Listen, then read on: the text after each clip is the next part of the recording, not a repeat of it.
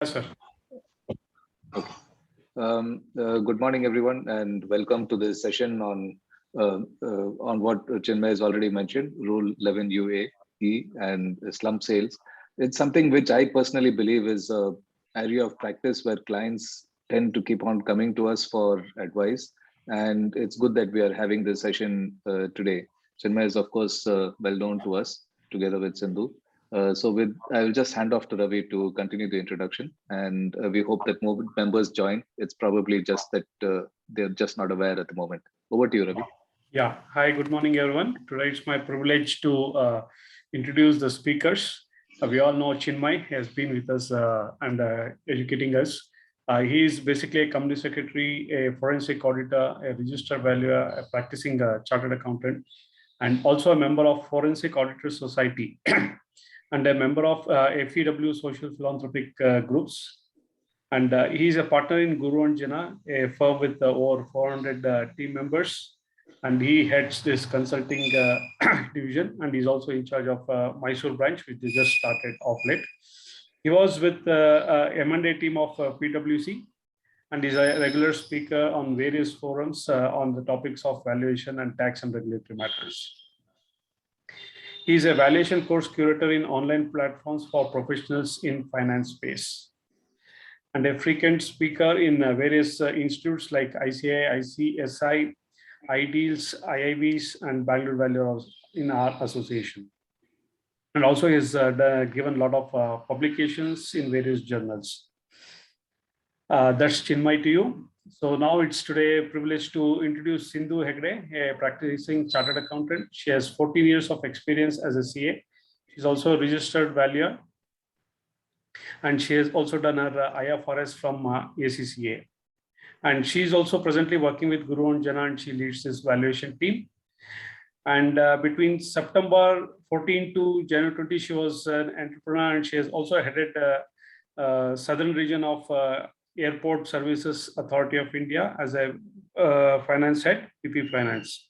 And she was also deputy CFO for MCML Systems. With this, I give the position to Sindhu and Chinmay. Thanks for considering to be a part of this and educating us on the set topics. Back to you, Chinmay. Thank you. Thank you very much, Ravindra.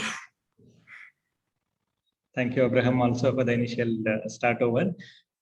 Sure. So, yeah, we'll get quickly started. As I was telling a few minutes ago, so initially we were discussing what is the topic, so which was slump sale, because recently there was an amendment in income tax laws relating to slump sale. And then when we were deliberating with Shilpa and everybody about the topic, then we thought a lot of background is required for slump sale as to what is slump sale, why a slump sale is required. Because when you value something, you should really know what we are valuing. And slump sale is something where, I mean, you may not find any origin. It's not like a company or an IP or a plant. It's a slump sale means what? That should be very important when we value during any slump sale process. So first we will, maybe 15 minutes or so, we'll discuss about the background of slump sale, what is slump sale and all, and gradually we move on to where in different laws slump sale concept has been notified and recognized. And then we will slightly move on to different types of valuation and valuation background to slump sale. And then at the end, we'll come back to 11 UAE new amendment in the slump sale. And possibly we can discuss, intervene. If any of you has any question, you can intervene and we can discuss right away wherever you have anything. But if the discussion is too much prolonging, maybe we'll have to curtail and take it to the end of the session.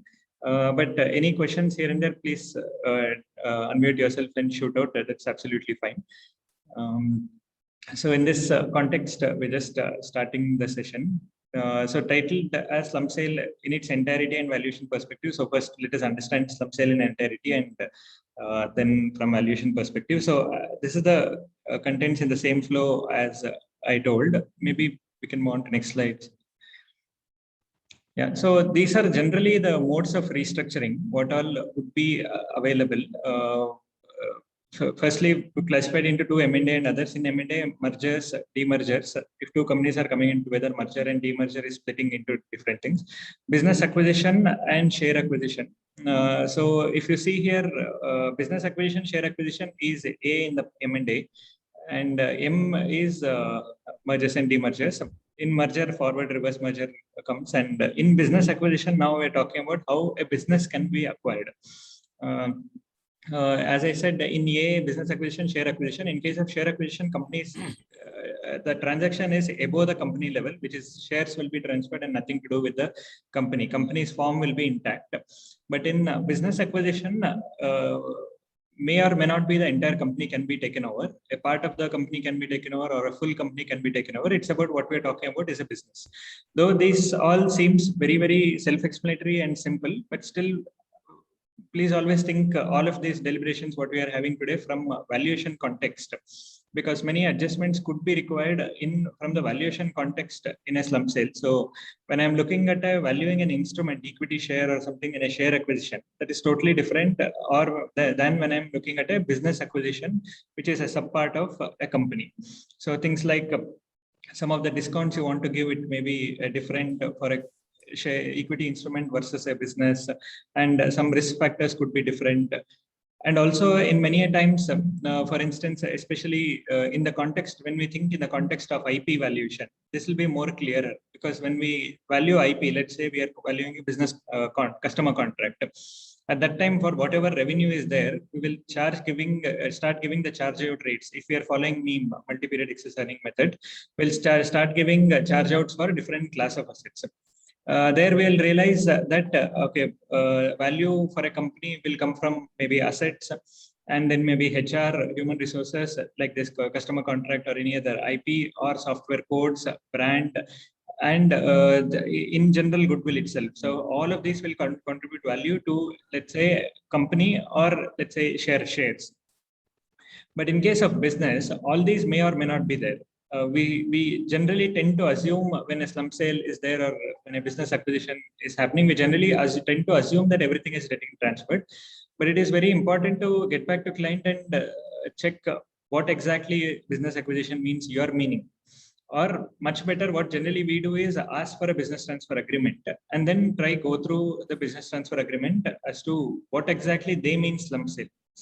Instead of simply getting carried away by saying my business is getting acquired or slump sale we are doing, just take the BTA and see what exactly the tenets of the agreement to understand what is there in the business transfer, so that we are actually valuing what we mean, what we are valuing. In case a brand is not covered in the BTA, then maybe the way we look at the undertaking itself could change. In case the brand name or IP is not getting transferred, then the way we see it could change. So it is very important to know what is business acquisition in this case of specific assignment where we are valuing. So in this business acquisition, there are two types, majorly because of Companies Act, majorly because of income tax, this distinction is there, slump sale and itemized sale. Otherwise, really both should be almost similar in the context of valuation. But from an income tax perspective, both are very much different, because income tax laws define slump sale, and I don't know if any other laws actually define slump sale. Maybe there is no other law which actually has the term slump sale. Only the Income Tax Act has coined this term slump sale. So in that context, it is slump sale and itemized sale is very different. But in a very high level view, slump sale is entire undertaking transfer. Itemized sale, as the word itself suggests, individual assets are transferred. But we'll come to what is exactly in the slump sale in the subsequent slides. Yeah, so just a second. Yeah, as discussed in slightly earlier slides, slump sale is commonly used method of transferring business acquisition on a going concern basis. Going concern is very important here. Generally, slump sales can happen on a going concern basis only. Why it is so will come little later. And what happens in a slump sale is, as I was saying, it could be, let's say in this example, company X, division A and B are there. Division B may get transferred to company Y. It can be just a division B or division A and B both, or there can be A, B, C, D, and A and B are getting transferred. in any way one business undertaking, when it gets transferred, that is called slump sale. But as per there are the few very popular terminologies which is used is lock, stock, and barrel. When the company or a division is transferred lock, stock, and barrel, without leaving anything behind of that division, then that will be called as slump sale. Also, it can be seen that a slump sale need not be a complete division always. There are enough clarifications in various judgments that it need not be a complete division transfer. It can also be a part of the division. So generally, all of these definitions, it is in a little slightly different way in different things. And as I said, for income tax, definition of slump sale is provided in other laws. Definition itself is not there of slump sale. In Companies Act, it is viewed as transfer of undertaking. So to club all the definition wherever in different places are there to get a generic meaning, which can be sacrosanct for almost 99% of the transactions what we come across is in case there are a group of assets which will have a possibility of revenue generation. Let's say if there is a plant, some assembly line is there in a garment, or a manufacturing line, or in some assembly line in automobile industry, only that assembly line is transferred, then it cannot be a slump sale because it is just a plant transfer or equipment transfer. It is not a slump sale.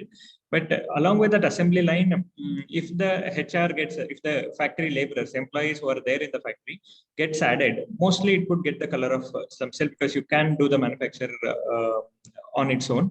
But if you add some of the customers and possibly the designs or the technology which is involved, definitely it is slump sale because it holistically has a revenue generation capability. When we say revenue generation capability, it need not be actually generating revenue. It could be an internal servicing department or a division also. But as long as it has capability or to generate revenue and it is self-sustaining on its own, then it could be an undertaking and it can be transferred as slump sale. On a very high level, this is what could be a very simple way of understanding the undertaking because various places, too many confusing things could be there. So this could be a simple way of understanding to mean that a self-sustainable unit of or group of assets could be termed as an undertaking, or when it is sold, it could be termed as slump sale. Next slide. Yeah. So we would need to, we can see this slide is not about any regulation or anything, but when we come across slump sale, really the client may not tell us that they are going to slump sale many a times. A typical example is first one, acqui-hire. I think, have anybody come across acqui-hire in your practices? Anybody would have told that, okay, there is an acqui-hire transaction, we need it. I have come across acqui-hire. Sure. You want to share any of your thoughts, like what was it, and I mean, what was acqui-hire when they said, and what you were doing in that? I can actually tell you what was my experience about acqui-hire. So basically, the client was actually looking at acquiring people and not really the business as such. The business was of lesser importance, but people was of more importance. The background, it was actually a services company, basically into analytics. And they were rapidly expanding and they needed trained manpower. True. And but they were also looking for small companies which were which had that kind of talent. And they said that because they wanted to expand, they were telling that they were their objective was acqui-hire, and they were looking for companies. Of course, they approached me for the same reason that we are looking for acqui-hire. If you know any companies which are into analytics, you please let us know because we are expanding. So that is what it is, and that was the first time really when I heard about this term acqui-hire. Yeah. True. Sorry, didn't get your name. So Chinmaya, my name is Kusum. Okay. Hi, Kusum. Thanks, Kusum. Thanks for sharing your experience on acqui-hire. Exactly. So especially more, as Kusum said, and more so in terms of startups, we very, very frequently hear this acqui-hire where The main reason why acquihire happens is mostly because the acquirer doesn't want to take the legacy of the seller. I'm getting little. Chinmaya, it's echoing. Yeah. Okay, now I think it is okay. So when the acquirer doesn't want to acquire the target company as such, just only because of the reason of not getting the liabilities or legacy of the companies, then they try to acquire divisions. That is what slump sale is for. But in case of acquihire, as Kusum was also saying, they're not even interested in division. They just want people, because many times we see startups acquire only the teams, because I know this team can, if they come to my company, then we can, whatever we can develop, maybe a software product or whatever we can develop in 6 months, we can do it in 3 months, because they have similar experience of doing it. And if I need to, let's say it's a team of 20 people, if I need to hire 20 people and come to the same terms of experience and the bonding what is there with the 20 people and all, it may take really 1 or 2 years for me. And also finding the right kind of people and all. It's like finding a right, even though there are so many CAs are there, finding a CA who has valuation experience could be maybe a little more difficult, or a company secretary with a valuation experience could be a little more difficult than finding a generic company secretary. So similarly, even in technology, there will be a lot of difficulty in finding the right, let's say, UX experience guy or a AI experienced engineer. It would be difficult. That's why many times acquihire happens, where instead of waiting for 1 year, 2 years to develop the team, I'll hire the team which is there, but I'm not even interested in what they are developing from their company. They may have started their company with some vision and creating some product or something, but we are only interested in the team. So that is more or less acquihire. So in case of acquihire, is it a slump sale or not? The question would come. It may or may not be slump sale. It all depends upon how the document is structured, how the business transfer agreement is structured. Many a times what happens in acquihire is there would not be any transaction itself. The employees that, let's say in that example of 20 people team, the employees will just resign from the selling company and they'll just join as a employees in the acquiring company, and they may have one overall structure agreement covering all of these, saying that okay, we are valuing our team for so and so, let's say $500,000, and these are the 20 number of people who will join, and if they leave, maybe consideration will be reduced. So various clauses could be there in an agreement, but really nothing may get transferred. The consideration may get paid to promoters directly and not to the company also, and these 20 people can just join there. In that case, there is no slump sale itself. So in this context, it is very important to see the business transfer agreement and understand. But in general, in acquihire, in a team of people will be transferred. As I said, let's say $500,000 is a consideration, then $500,000 would be paid to the acquirer seller company. So in this case, generally there would not be any assets transferred, but if the company has provided laptops to the employees, generally these laptops would be there. All of that laptop will be transferred. So laptops and HR will move. But however, in many cases, what happens is, because to ensure that this entire 20 people will continue with our organization for a long time, and to ensure the non-compete and other things, whatever software codes or IP which is there in the seller company, that will also be acquired by the buyer company, whether they want it or not. So in this way, HR, some assets like laptops, and let's say if they're working in an office lease space, that lease agreements and the IP, all of these would get transferred in an acquihire. So this in itself would be a slump sale itself, because when all things are going in one go, it has the self revenue generating capability. So it will be a slump sale. So this is about acquihire. So similarly, other things, I will just want to spend 1 or 2 minutes. Let's say there is a second scenario is a sale of factory or plant. If an entire factory is sold, recently we did one valuation for a sale. This was a automobile fuel tank related.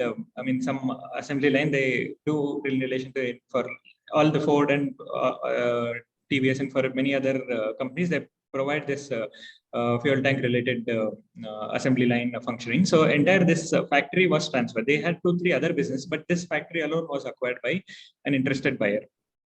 So here, along with this factory, there are employees and there are designs. The way the design should be there, what is the right kind of technically I believe there are so many considerations whereby the right design will ensure various efficiencies to the automobile. So the design was there, and their customer contracts were there. They because the entire manufacturer, there are only hardly 10-12 buyers in entire India for this fuel tank, or because only an automobile manufacturer can buy. And the customer contract is very key. So customer contract were also transferred, and then we saw that. So this is a in IP valuation especially, it will be very critical. There in customer contracts there is no continuity period. It's just it's like a PO kind of. It's just a maybe much decorated PO where there is no longevity and everything is there. It just says that okay, for so and so pieces of tank with so and so specifications and design, price is fixed as so and so.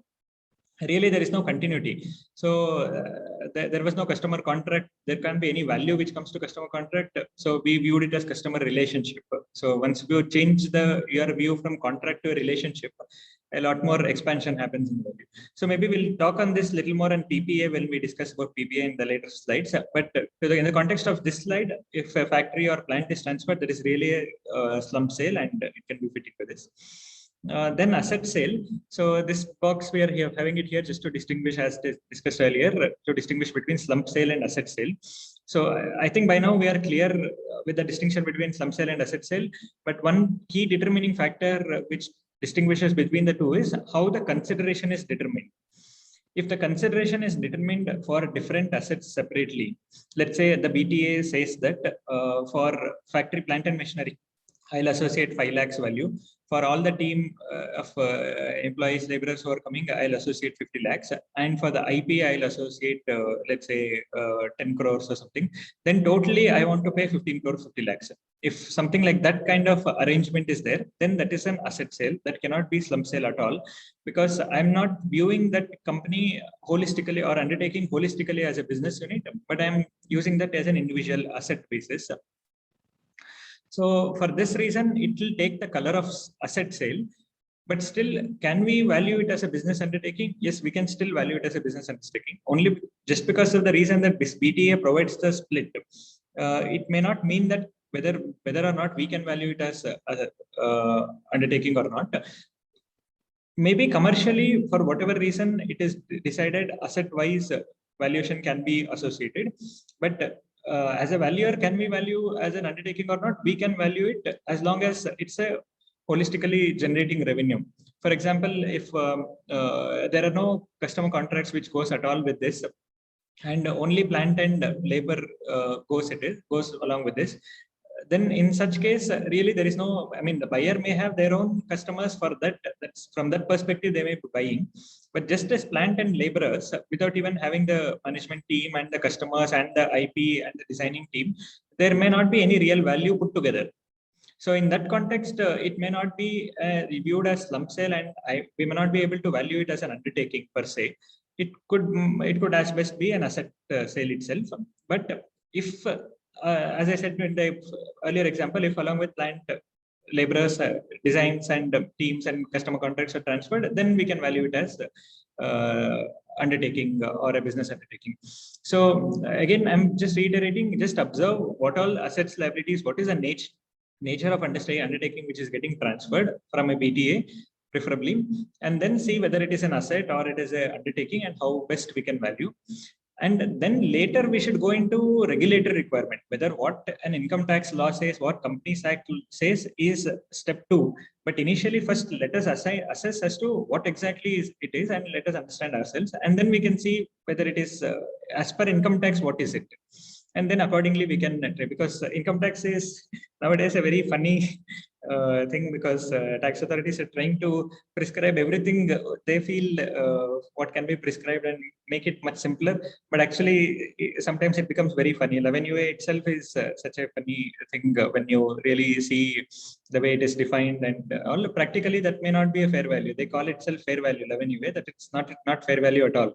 So as I said, first let us understand ourselves and have a mechanism, and then see if we are valuing it for the purpose of income tax, let's say to submit it to a tax authority, if that is their objective. Then when we are valuing, we can value with caveating, saying that okay, This valuation of undertaking is independent assessment, but from the perspective of income tax. Because my independent assessment could be very different, but once I read the income tax law, all my thinkings may change. So while I'm reporting, I'll report saying this is an independent assessment of valuation of this undertaking from the perspective of income tax or from the perspective of Companies Act or whatever. That is why also all our reports should be very much limited to what purpose we are valuing. If your formats, please check your formats in case if it is not having this limitation. It is very important to add that limitation saying this valuation is not very generic blanket valuation. Of course, it is for your company and this division or whatever. Also, it is very much specific only for the purpose what you are asking. Is it for internal management assessment, or is it for an investor pitch, or is for from the taxation perspective, or for transfer pricing requirement, or Companies Act or FEMA or whatever? It could be very specific, and clients are also understand this specification. And many times it has so happened that they would have taken the report, and after 3 months or 6 months they would need it for some other purpose. So they come back saying that okay, you have this restriction. We say okay, don't worry, no need to worry. We can broaden that restriction, or we can issue a fresh report by expanding the restriction to whatever new purpose what you want. But we can't give a blanket report. We always give restricted report. If the purpose changes, we can always change it again. While Sindhu comes back, let me just ask you, Chinmay, that so when we are talking of slump sales, we are completely ruling out entity transfers, right? Legal entity transfers. Okay. Yes, if it is entity transfer, it is a company sale. Slump sale is a undertaking or division transfer. Right. Okay. Actually, it's a very good question, because many times entity transfers also they will structure it as company transfer. Even in case of acqui-hire, once the entire team goes, there is no company at all, but the company will just remain and that will just get liquidated. So the client may have a different objective of doing this. They may be transferring the whole company, but as I said, because the acquirer is not interested in taking over the liability, or for whatever reason, they may be structuring it as slump sale. But from our valuation report perspective, reporting and showing how it will come in the report. From that sense, it will be undertaking transfer and not entity transfer. Right. And also then, see, I think somewhere we've lost Sindhu. So let's just take a minute. One more question I had is one more question which I had was that acqui-hire then will be similar to, let us say, suppose we look at a chartered accountant firm merger. That is essentially an acqui-hire then. Yeah, definitely. Which would also come under the same. Okay. Yes. Especially in any of the professional firms, there is nothing apart from resources, like it could be our employees or whatever, and customers. But I tend to disagree, because in the case of takeover of a CA firm, it is not only that, there could be a situation where the contracts could also get assigned to the firm that is taking over. In that case, it will not really be an acqui-hire, because in acqui-hire, it only means it is only limited to HR. Basically, the focus is only on human capital and not on the contracts of the that company which is being reviewed. Okay. May I know who is this? Sorry, Kusum. This is Kusum again. Sorry, Kusum, I'm recognizing your voice. My bad. You're true, Kusum. Acqui-hire in very stricter sense, it just talks about HR, but definitely in a CA firm, customer contracts, definitely contract would not be there. Of course, relationships with people itself, and really there would not be any contract. That's why I was saying it's only employee, but relationships just pass with employees. So it's how we see it. But in the context of Abraham's question, it's not an entity transfer. In case of let's say CA firm or any professional firm getting sold, it's a people transfer. So that will come under it. Can I ask? Yeah, I had a question, Chinmay, Sanjay here. Sure. So this in acqui-hire, I didn't understand the concept. Is the transfer of people permanent or is it temporary? Permanent. It's permanent. So all of them kind of resign here and they lose their PF and other benefits, and then they join the other entity. No. Generally, what happens is that resignation was a variant example I gave. Generally, what happens is it's a business transfer agreement. As an undertaking, it will go. So all the labor laws also recognize this concept of slump sale and undertaking transfer. All the older benefits, gratuity, PF benefits, which is there in the earlier company, will get transferred to the new company. When a business as such, it is getting transferred. However, it can also be possible to structure this as a resignation and rejoining. If they just resign without context to this business transfer, then they had to forego the PF gratuity benefits. So it's a planning. There are advantages and disadvantages for resignation versus business transfer. In the context of, let's say, stamp duty and various other matters, GST and various other things are there. Considering all of this, the company may plan to do in a resignation and rejoining or as a business transfer. But I mean, I remember, long back when we were planning for a transfer of employee, they said that in case of an SEZ or a STP unit, this was not permitted because, and then we had to force people to resign and then rejoin. So, yes. So those are contexts we should consider, especially in an SEZ. If the new company, if it has to be an SEZ, it can't be made from a reconstruction. All of those restriction is there. Correct. So to retain those benefits, possibly you may need to structure that way. That situation, this may not work completely, but this is another option. Good morning. Yeah. Chinmaya, in this slum cell, all employees' benefits also will be transferred. Otherwise, when unit is transferred along with the assets. And that's what we just discussed. It depends upon how we structure the slum sale. If it is structured as a business transfer, then all benefits can be transferred. The benefits also transferred. Then what is the difference between demerger and slum sale? Okay, so in case of slumps, simple difference between demerger and slump sale. In case of slump sale, consideration will come to the company which is selling the business. In case of demerger, consideration will come to the shareholders of the company which is selling the business. Demerger is a shareholder level transaction. Slump sale is a company level transaction. Can you repeat that, Chinmaya? What is it? In case of slump sale, business, let's say I'll just go to the previous slide. See, in this slide, division B will go to company Y and the consideration will come to company X. Company Y will pay consideration to company X. In case of demerger, division B will go to company Y and the consideration for it will not come to company X, will come to the shareholders of company X. So company Y will allot shares to company X. That's the difference between demerger and slumps.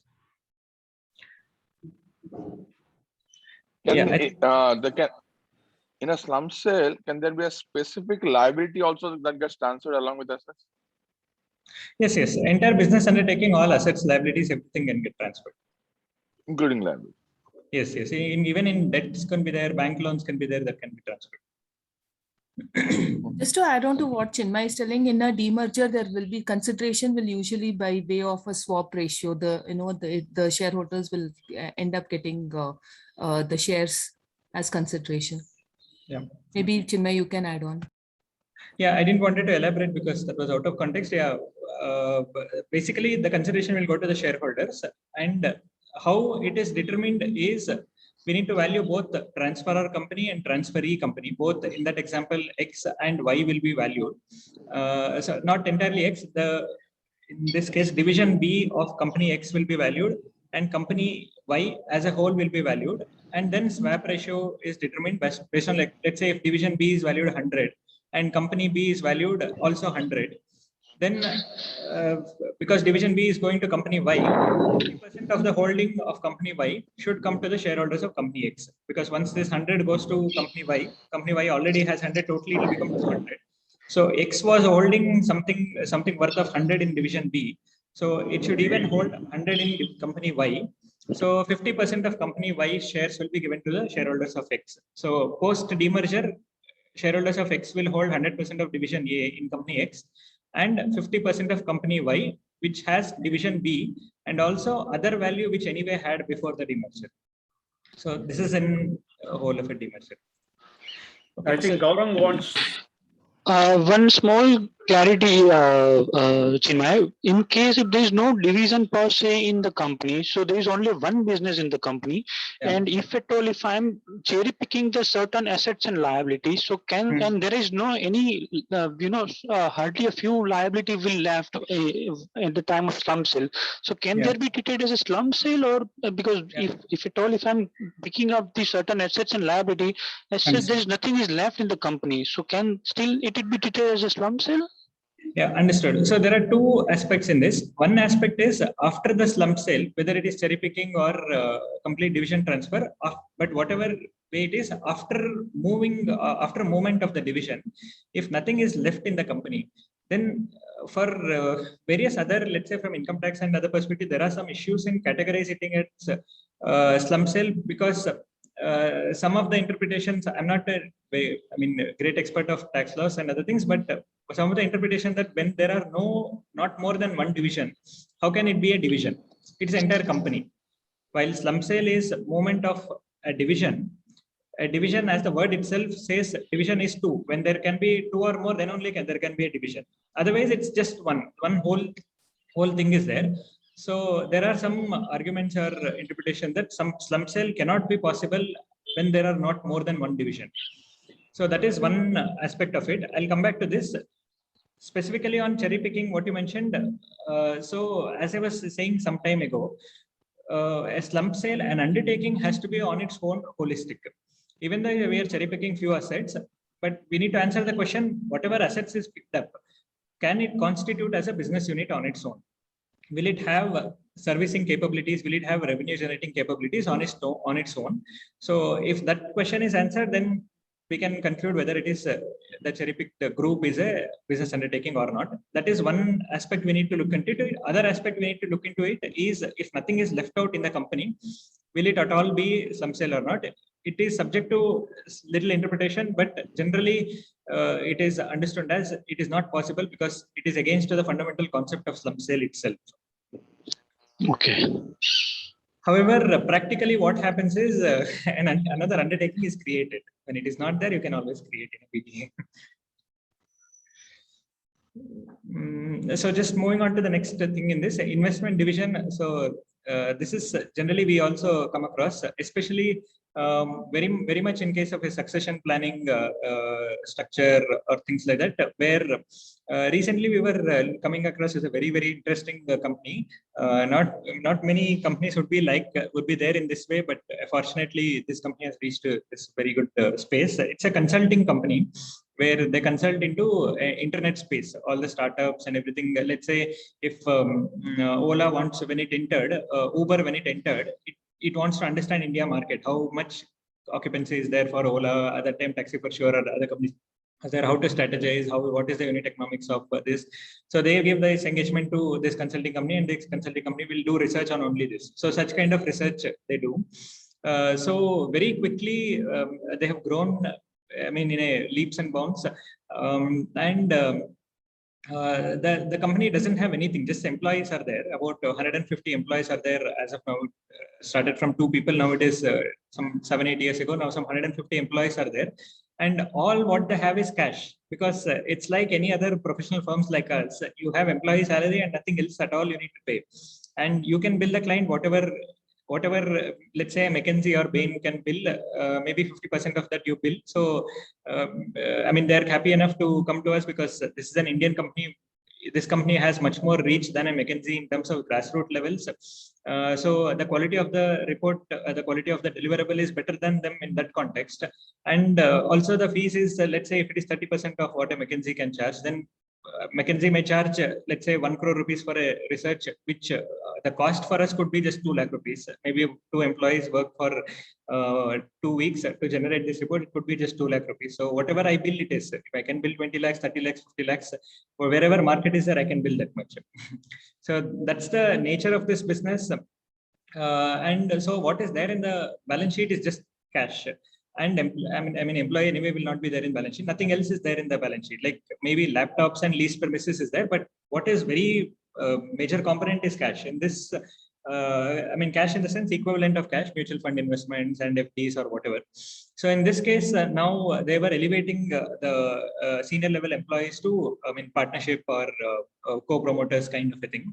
So when that elevation happens, all of these investments, mutual fund and everything is past profit, which is earned by the single promoter or founder.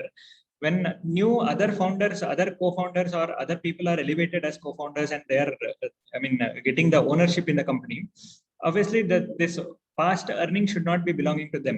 So now they want to move this, entire mutual fund and entire thing to some other company. or somewhere outside this. So how do we do this? So this was an issue where we were working on. Okay, I will not go to too much of details of it. So the idea or structure chosen was to move this as a division. So there again, can an investment be a division? It's again subject to interpretation, but you can look at it from the perspective of our earlier discussion. Are there any two divisions? Definitely investment division. If it is one division, second division is always there because their business is consulting. Consulting division is always there. And is it on holistic, on its own, self-sustaining? Yes, this investment will earn dividend, will earn capital gains, and when it is sold, definitely it's a self-sustained. No other dependency of consulting is required for this investment. So it is self-sustaining. So on a very broad level, it is an undertaking. There is no issue. So from valuation perspective, also there is not much complication. Whatever investments are there in this division, I mean, on a replacement cost or cost basis, we could value, because really altogether it cannot be valued under income approach or something, because different class of assets are there. Maybe each asset can be separately valued and arrive at the valuation. So it can also be possible just an investment division can be an undertaking, and some sale of that is possible.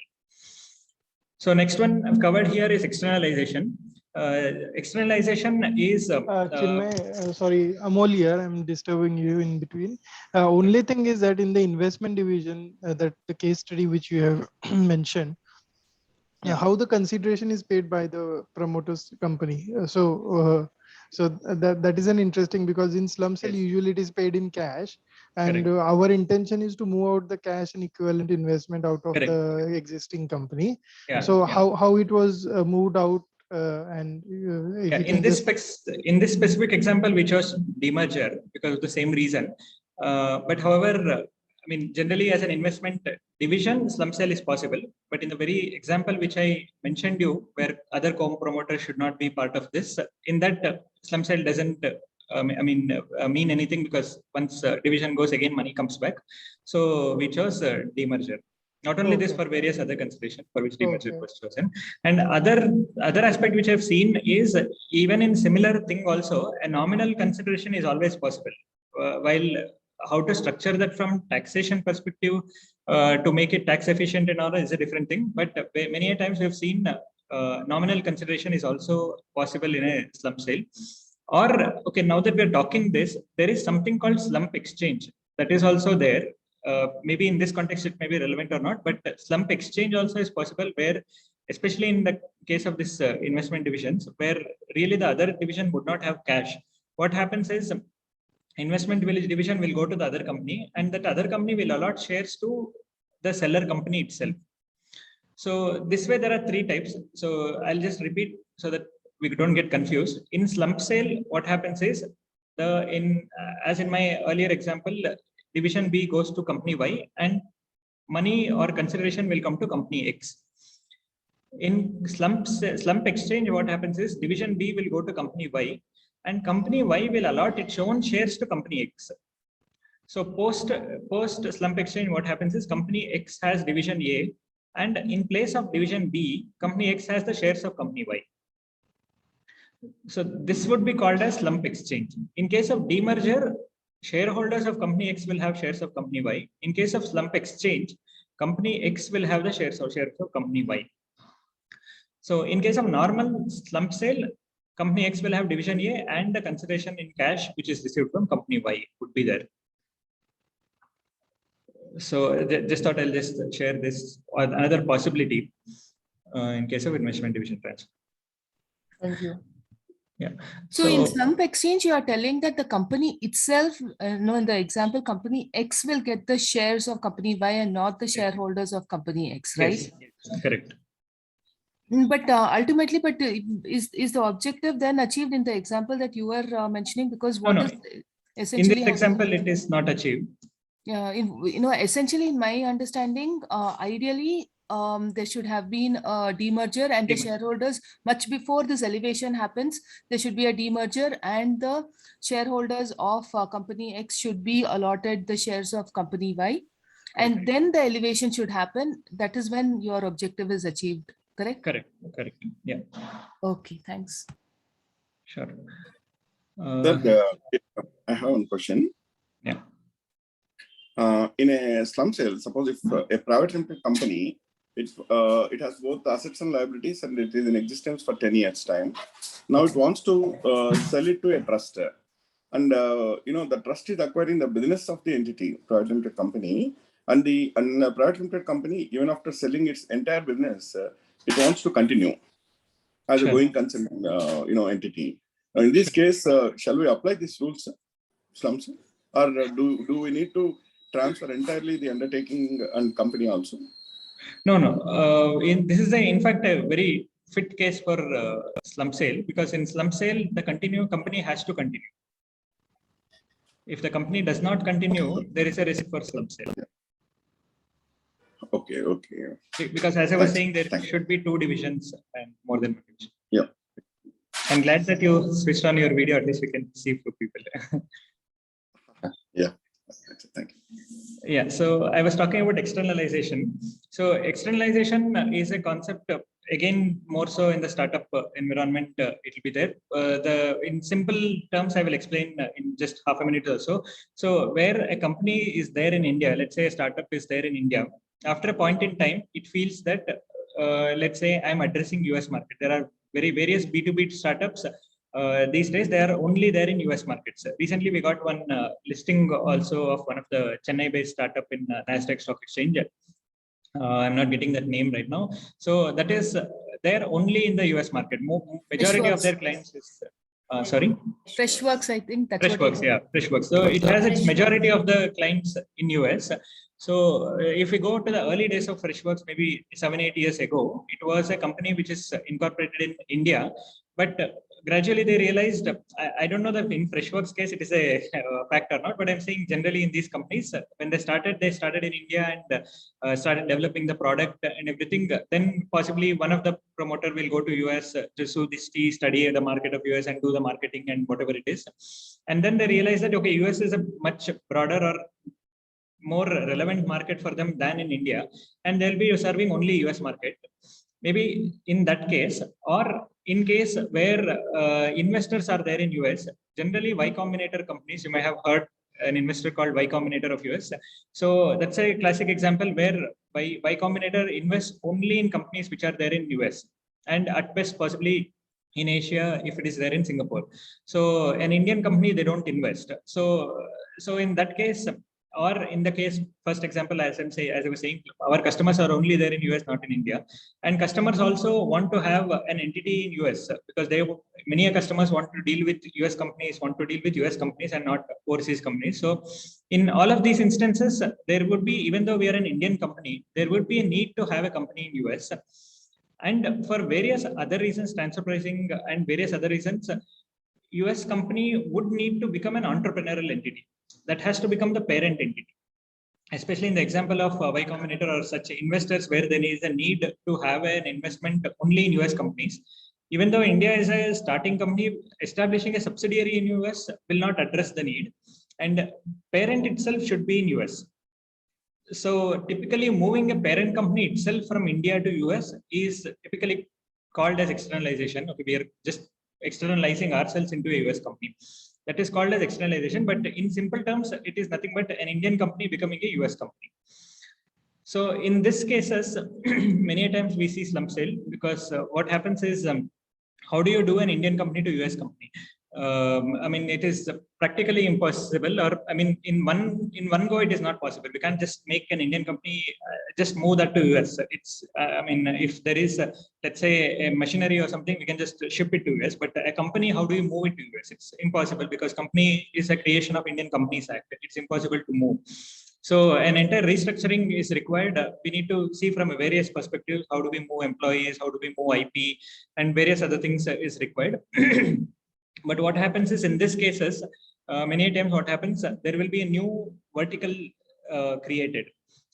Okay, this company is there now. Let's say company X is there, which is doing the work and having everything. Now, when we need to externalize or move it to US, many times what happens is a new company will be created in US.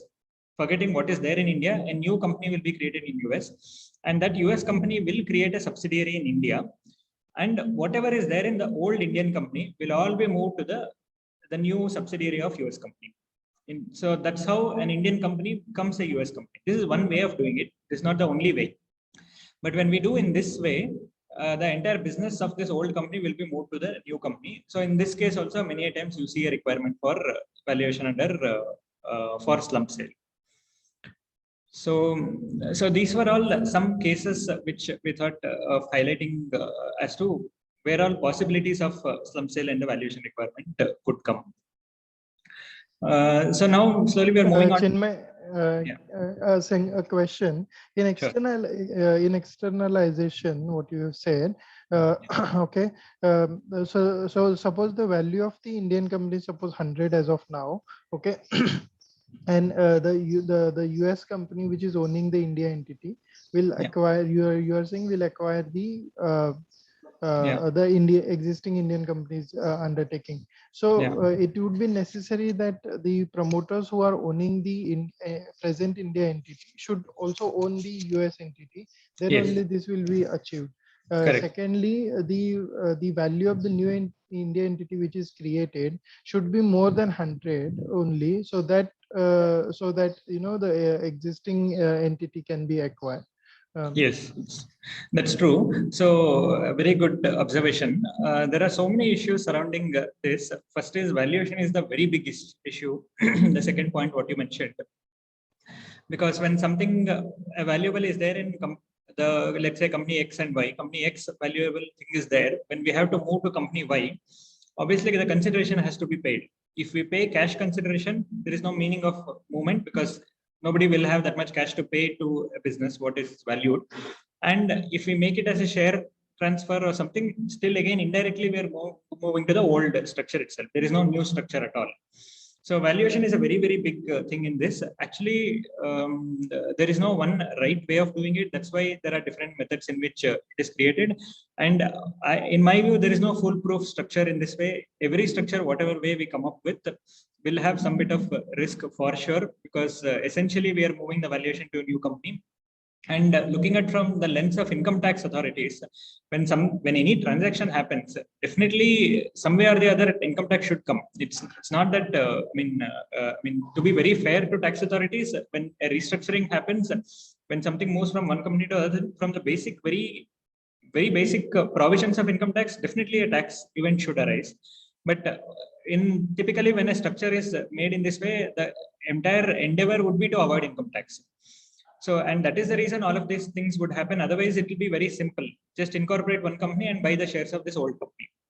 If you the US company will just buy the shares of this old company from promoters, then externalization is done. There is nothing else required. But the point is, when the share sale happens, if it happens at a fair value, then taxation comes.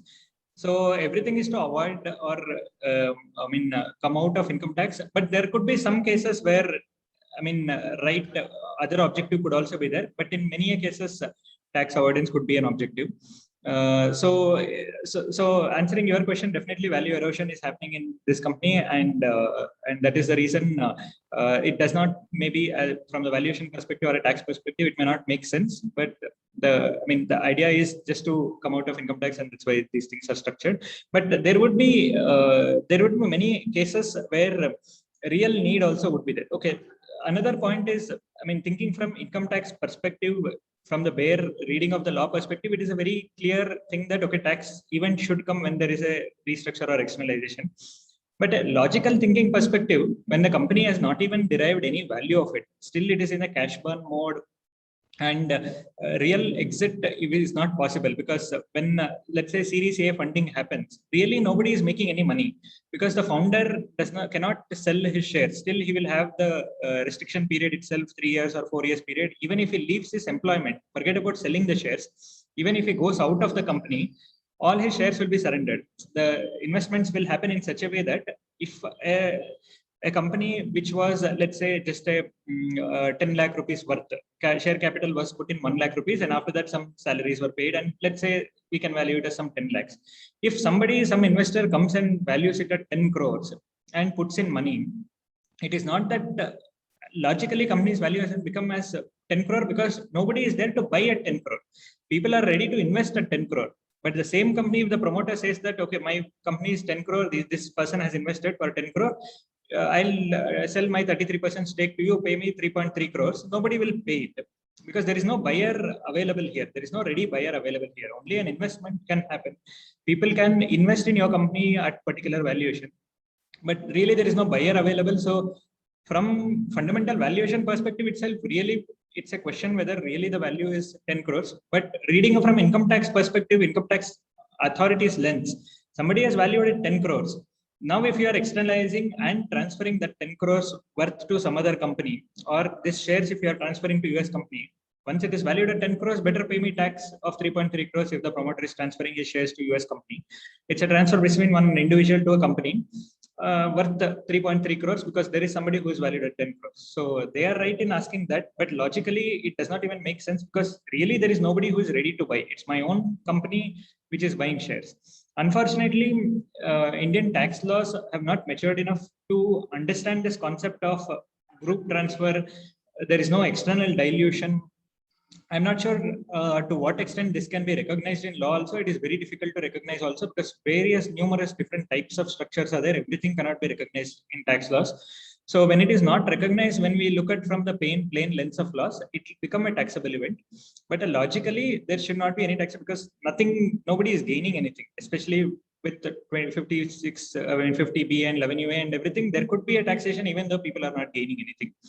So from that perspective, I mean, there are several questions could arise, whether it is fair or not, whether it is right or not, is it tax planning, is it tax avoidance, so many things can come. But essentially from valuation context, we just need to go and see how the BTA is structured, whether it is to come out of taxation or it is to achieve business objective or whatever it is. Maybe we should just stick on to how the BTA is structured, and based on the BTA, how is it structured, we need to see how valuation could be done. Okay, thank you very much. Sir, just one question. You said, 10 crores is the consideration received, and on that, let us say 3.3 crores. So what is the, triggering event for payment of tax in this case, when the shareholders of this particular company, which is valued at 10 crores, they are transferring the shares, at that time we need to pay tax, or when the buyer has paid the consideration to the seller, of this 10 lakhs company with 10 crores consideration is received to this particular seller company. So what is the triggering event of taxation, sir? Yeah, so I gave two examples. One scenario I took is in case the 33% holding promoter wants to sell his shares. In that example, let's say if somebody is ready to buy, then when he sells, that itself is a triggering event. Sale of shares, section 45. In case of externalization, as I was giving the example, Indian company is there. Why can't they simply transfer their shares to newly incorporated US company? So what happens is when the US company is incorporated, that company would be incorporated by promoters and other investors and everybody. And Indian company would be there. If the promoter sells his Indian company shares to US company, then the sale of this shares would be a taxable event. Having said that, this sale could not lead to any consideration. The US company may not pay actual cash consideration to the seller. The same in the original in first example, 33% may selling to a third party may pay 3.3 crores. But in this example, promoters are selling to US company. Entire 100% of these shares are sold to US company. So in this case, US company will not pay any consideration. So even though tax event section 45 may trigger of capital gains tax, but consideration is zero, so capital gains could be zero. But having said that, it could be a TP case because US company is also 100% owned by the promoters. India company is also 100% owned by promoters. So it's a transaction between related parties, and many other things could be there. I mean, 50B may come, 11UA may come. So various other things may come. So we need to see in very detail. There could be some events of taxation. There may not be also. Thank you. Sure. Yeah. So So now we'll slowly move on to the regulatory regime. So quickly, I'll cover this. Post that we can move to 11UA, income tax, and everything. So as we have seen slump sale now, what are the laws which are governing slump sale? Because we may get the valuation from any perspective. It could be from any of these laws, or it could be from the perspective of a price discovery or internal management compliances or whichever way. So it is worth to note the, regulatory overview. Firstly, direct taxes, income tax, capital gains is a trigger. We discussed enough on this. Everybody, I'm sure very clear that capital gains will come on a slump sale. So we need to be very clear as to what is the capital gains, how the capital gain. In simple terms, when a slump sale happens, whatever is the consideration received, that consideration minus net worth of the undertaking would be subject to capital gains. Net worth is, as somebody was also asking earlier, can liabilities be a part of it? Yes. So net worth of the undertaking, we should take all assets and deduct all liabilities of the undertaking. That is the cost of cost for computing capital gains. Whatever consideration received minus cost would be there. However, there are some changes. This is the basic law, but there are some changes with 11 UAE and all, which Sindhu will explain sometime. So this is the basic thing. And in case, let's say, a transfer pricing is involved or any other issues are there, transfer pricing provisions also may apply. So instead of fair value, we may need, instead of whatever consideration is actually received, we may also be cognizant of what could be the fair value of the undertaking itself. So this is from income tax perspective.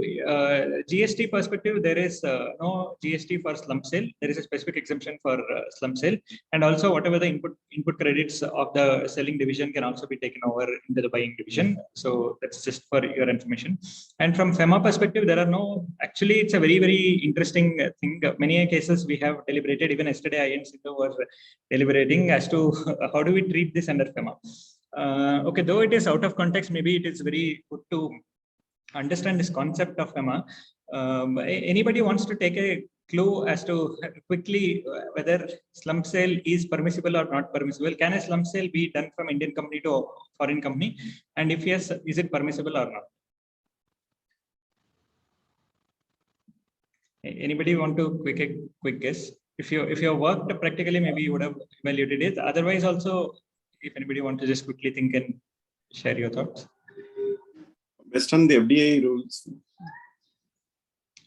FDI rules, it doesn't, nothing is there about slump sale in FDI rules. Not even undertaking transfer. There is no undertaking transfer referred in FDI rules.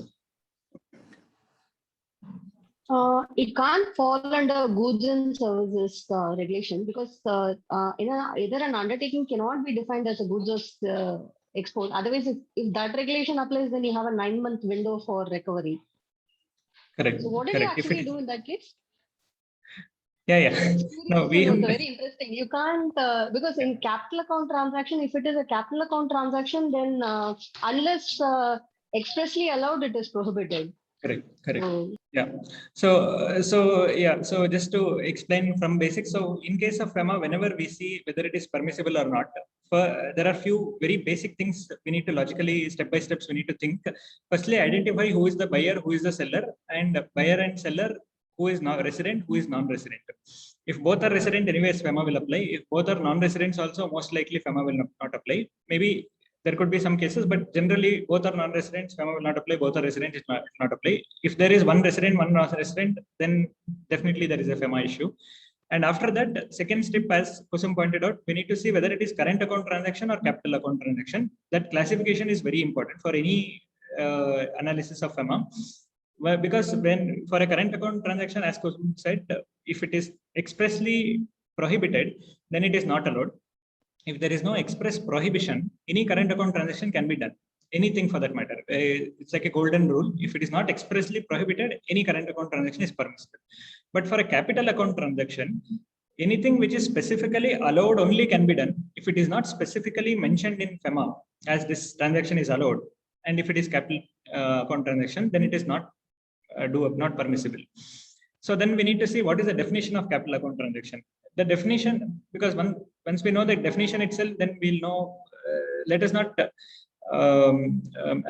by default, conclude that this is a capital account transaction. Maybe for income tax perspective, it's a capital account transaction. But maybe from Companies Act perspective, when we look at it, it could look like a capital account transaction. But let's not conclude that in FEMA as well. So the definition of FEMA for a capital account transaction is if a resident's balance sheet outside India is changing. I'm putting it in very, very different way, just to for a simpler understanding.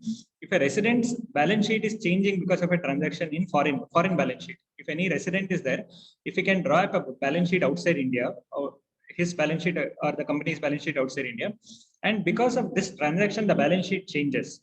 There is a movement in assets and everything in the foreign. If asset reduces or asset increases something, then it is a capital account transaction. Or for a non-resident's Indian balance sheet changes, then it is a capital account transaction. While we see this, we need to be very careful. You should not see the foreign company's India subsidiaries balance sheet. It is a company's own balance sheet, whichever resident buyer or resident seller, non-resident buyer or non-resident seller we are talking about, that person's balance sheet outside India. That means that person's asset and liabilities outside India. If that is changing, then it is a capital account transaction. If that is not changing for whatever we are doing, then it is current account transaction. So now let's see from some slump sale perspective. Let's say an Indian company is doing a slump sale to a foreign company. All the assets and liabilities are transferred to foreign company. Firstly, whether it is possible or not is a different thing. Let's say, okay, I'll come to whether it is possible or not separately. Let us first see whether it's a capital account transaction or not. Let's say the undertaking, let's say acquihire. In case of acquihire, there are laptops, there are employees, there are IP. Let's assume these are the only three.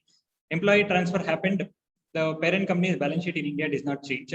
Sorry, the acquirer's balance sheet in India did not change. Earlier also they did not have anything in India. Now also they don't have anything in India with acquihire, with the employee transfer. Laptops purchased, nothing changed. Earlier also they didn't have anything in India. Now, okay, now laptops came. Earlier laptops are not there. Now laptops came. Maybe this is some capital asset. If at all it is looked as capital asset, they are owning it. IP. Earlier it was not there. Now it is there. But IP is another tricky issue. I don't know now whether IP is there in India or not. Once it is bought, all this while when the seller was thinking that I have my IP in India, now IP is sold to foreign company. Now whether IP on its own moved to foreign geography or it is still there in India, most likely when the IP is sold, it has gone to foreign country. I mean, you need to go to very detail whether if it is a IP code, then code moved or not. But if the code move or whatever IP moved to foreign country, then there is no change in balance sheet position. So really, except for this laptop in this example, assume that to simplify the example, if we remove laptops, then actually there is no capital account transaction in this case. So it may be permissible. But let's say when the laptop came, or the code is there, software code is there in India and it is there in Indian servers, and that's why you can prove that it is in India, then possibly it's a transaction of capital account transaction because they are getting some assets in India. Again, that the assets, whatever they are getting, IP code and everything, it is there in the balance sheet of US or whatever outside country, whether there is a branch in India or not. That's a complicated analysis. But what I'm saying is, this is a way to look at it, whether any asset creation happened in India or not by way of slump sale. If asset creation is happening, then it's a capital account transaction. It may not be automatically permissible. You need to take an approval from RBI and do that. But if no such movement is happening, then actually it may be a current account transaction and you can just do it without any approvals. This is my just thought. I have not worked anything practically on for any of my clients. This is just on our internal deliberations. This is what our thought process, that's all. And anyway, I don't think practically you will find it, but it is very, very good to know because various other advisory engagements also, this may have understanding may really help. Even it will become in some certain cases actually we had evaluated can we do it, but there will be various practical issues because what happens is once this let's say this employee transfer, once the employees becomes the employees of foreign company, there are various restrictions from such foreign jurisdiction to have Indian employees.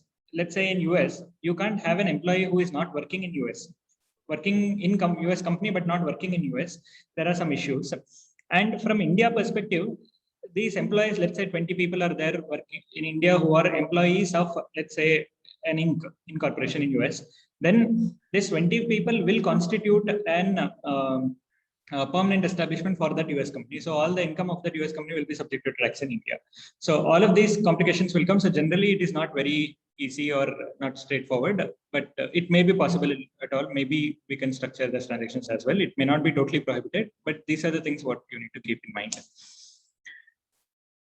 So quickly moving on to stamp duty, wherever there is a slump sale, stamp duty implications will come, and as per stamp duty laws, whatever is the fair value of undertaking, on that stamp duty needs to be paid, and again valuation would be relevant in such case of stamp duty. So this slide has some details about the previous things on this. So I'll move on. Yeah, maybe from here on, Sindhu will take forward. Any other questions? If we have, maybe at the end again we can talk on these also if we have some time. Stamp duty, what is the rate in Karnataka?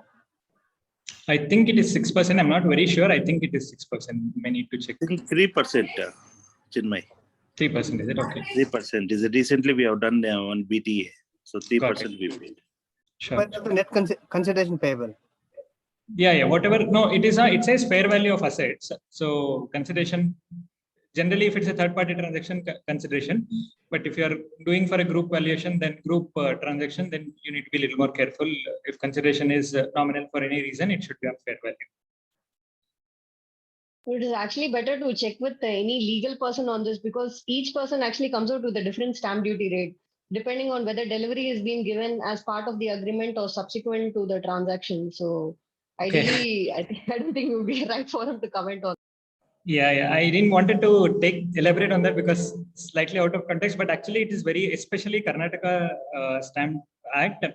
I mean, this is one place I've seen the regulators are at their best, and I mean, all the consultants has to maybe we should do hands down who are doing the planning or structuring, because the law is framed in such a way that whichever way you do transfer, however you structure the BTA, in whatever way you do, it will become a slump sale for stamp duty purpose, and you need to pay tax. There is hardly anything which is left out. Possibly there could be some way it is possible, but because you just see that the way the definite article reads for this stamp duty in this one Karnataka Stamp Act, it is so nicely drafted. So many different combinations, permutations considered what actually people do to avoid stamp duty. Okay, in basic sense, what people used to do is, see, stamp duty is there on an instrument. When you execute an instrument, there is a stamp duty. The charge for stamp duty, see, whenever we look at any laws, for example, income tax, the charge for income tax is, if there is an income, there is income tax. For charge for GST is, if there is a sale, there is a GST. Whether or not income is there or not, but if there is a sale, there is a GST.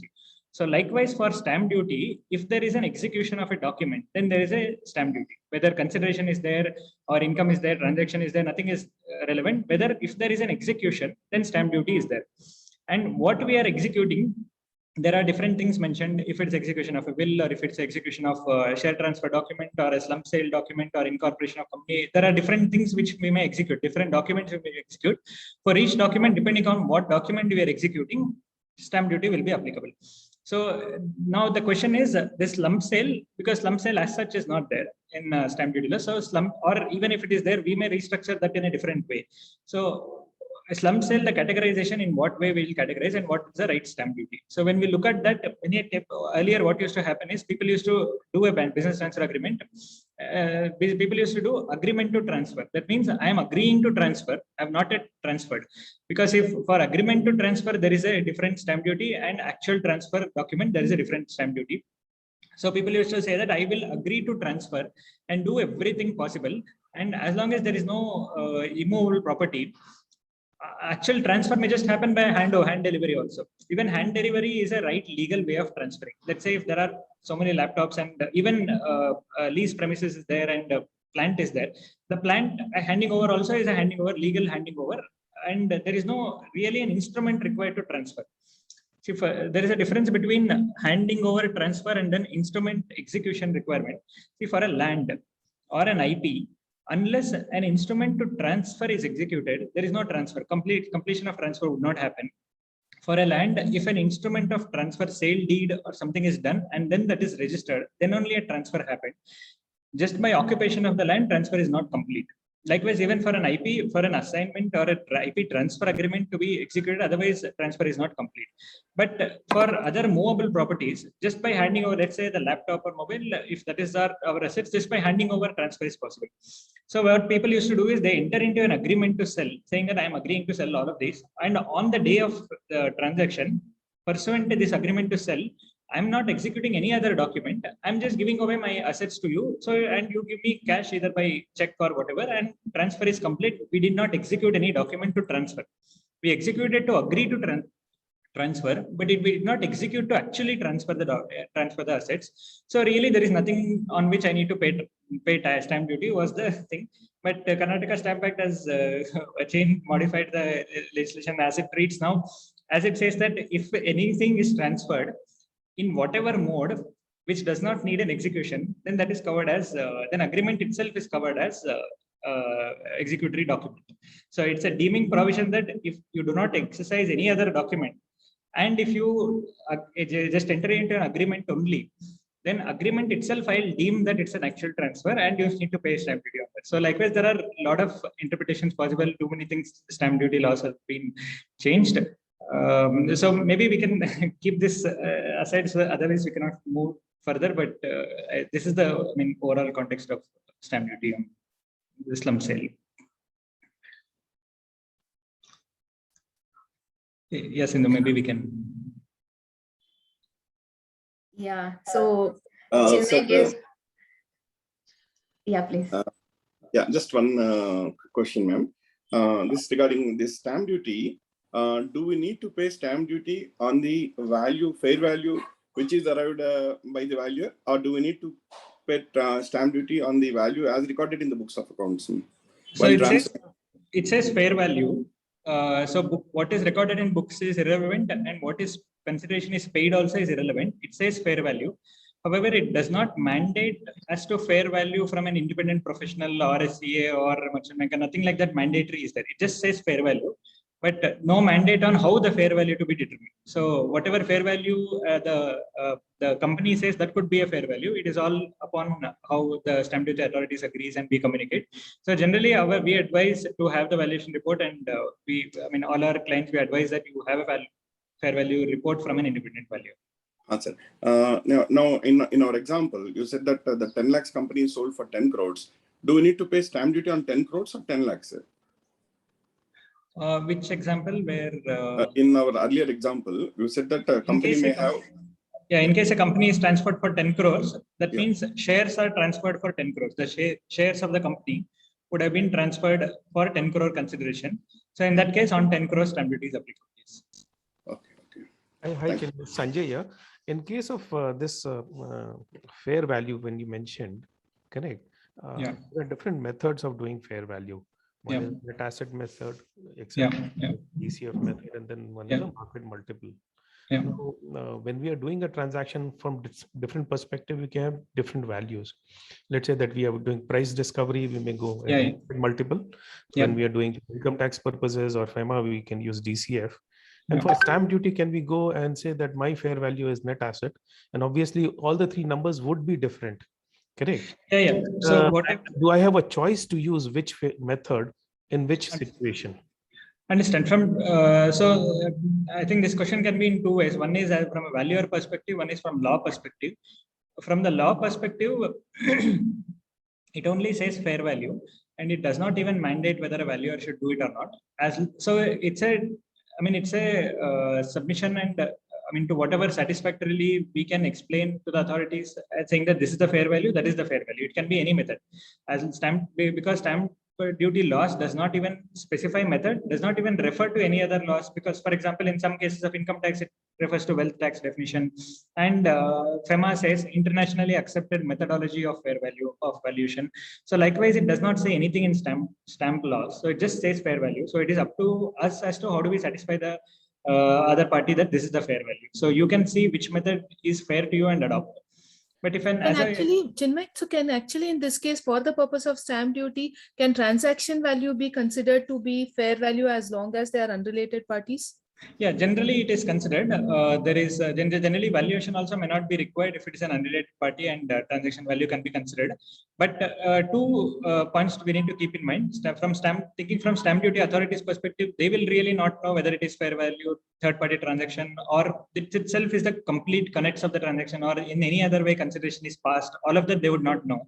So still, whether they will agree that it is fair value or not is a question. We may know that this itself is a fair value because we know the transaction. Whether they will agree or not is up to them. So that's why having a fair valuation report could be useful. I think coming to the stamp duty, they go with the transaction value. Even in case of share transfer also, whenever we transfer the share, they'll see the consideration value on the document and yes, student, they'll go ahead. And income tax and other, they are different. So I think for all the practical purpose, stamp duty is only the transaction value which is mentioned in the document. Yeah, mostly okay, but only in case sometimes what happens, sir, for internal transfers, when internal restructuring happens, the value is always undervalued to save all of these things. Just to structure that, the value will be undervalued to save stamp duty and everything. So, and then in those instances, we have seen where stamp authority is saying that, okay, even though you have transferred at this price, I don't agree that it is the fair value, and you need to pay on higher value. So definitely there are various cases where stamp duty authorities have objected. But normally in a third-party transaction, normal routine transactions, there is no objection. It just goes automatically in auto mode, where you just buy stamp duty stamp. I mean, you just pay stamp duty in the stamp paper and then you transfer it. But on a very high value assets, sometimes it may so happen that stamp authorities may question.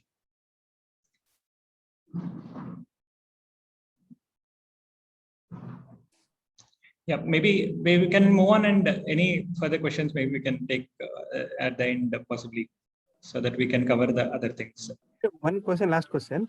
Under this slum sale, I think there is no mandatory requirement of valuation report from a registered valuer or anything. It is only BT agreement is a document, no?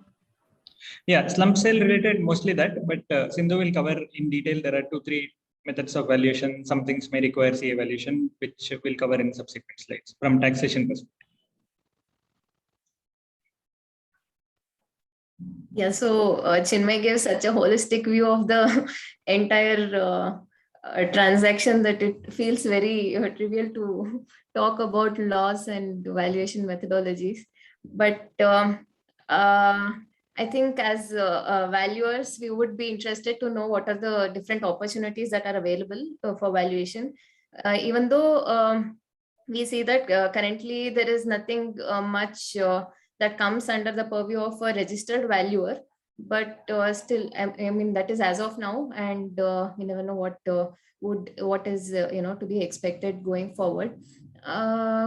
So I see that there are 3 different kinds of valuation that we can look at from the point of view of slump sale. One is fair value of undertaking based on the international valuation methodologies. The other one is under income tax, where it is the fair market value is considered to be the value determined as per the prescribed methodologies, that prescribed form of computation that is specifically given under income tax laws itself.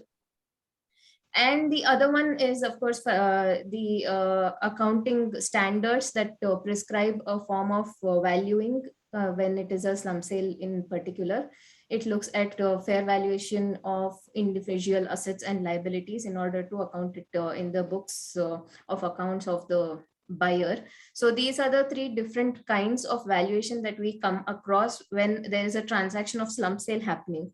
So we can probably move forward and just look at what are the different places where these would be required. When we look at fair valuation of undertaking, of course, there is no regulatory requirement as such under any law for us to go for a valuation report, under as a fair value report under internationally accepted methodologies. Each law has its own way of looking at it. But for all practical purposes, it is best that we have a fair valuation report available in order to work as a working paper or to support the consideration that has been agreed between the buyer and the seller. It would be helpful for both buyer and seller, not only in determination, but also when we look at from the point of view of income tax, there is always a possibility of assessing officer questioning on what is the basis of determining the sale consideration itself. Prior to this 11 UAE coming into existence, there was definitely a lot of confusion on what exactly is the sale consideration, what is the fair value, or what should be taken as sale consideration.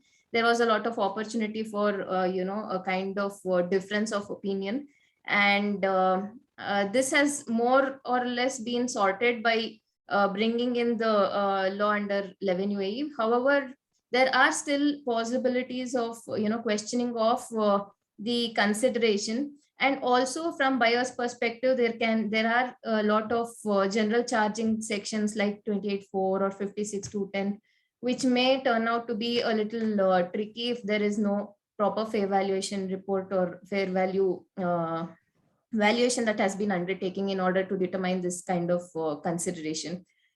Also, transfer pricing provisions, in case of associate enterprises or in case of international transactions, whether practically possible or not, but under income tax, there would definitely be a fair valuation required to be done when it is taken from, the point of view of Section 9 and just.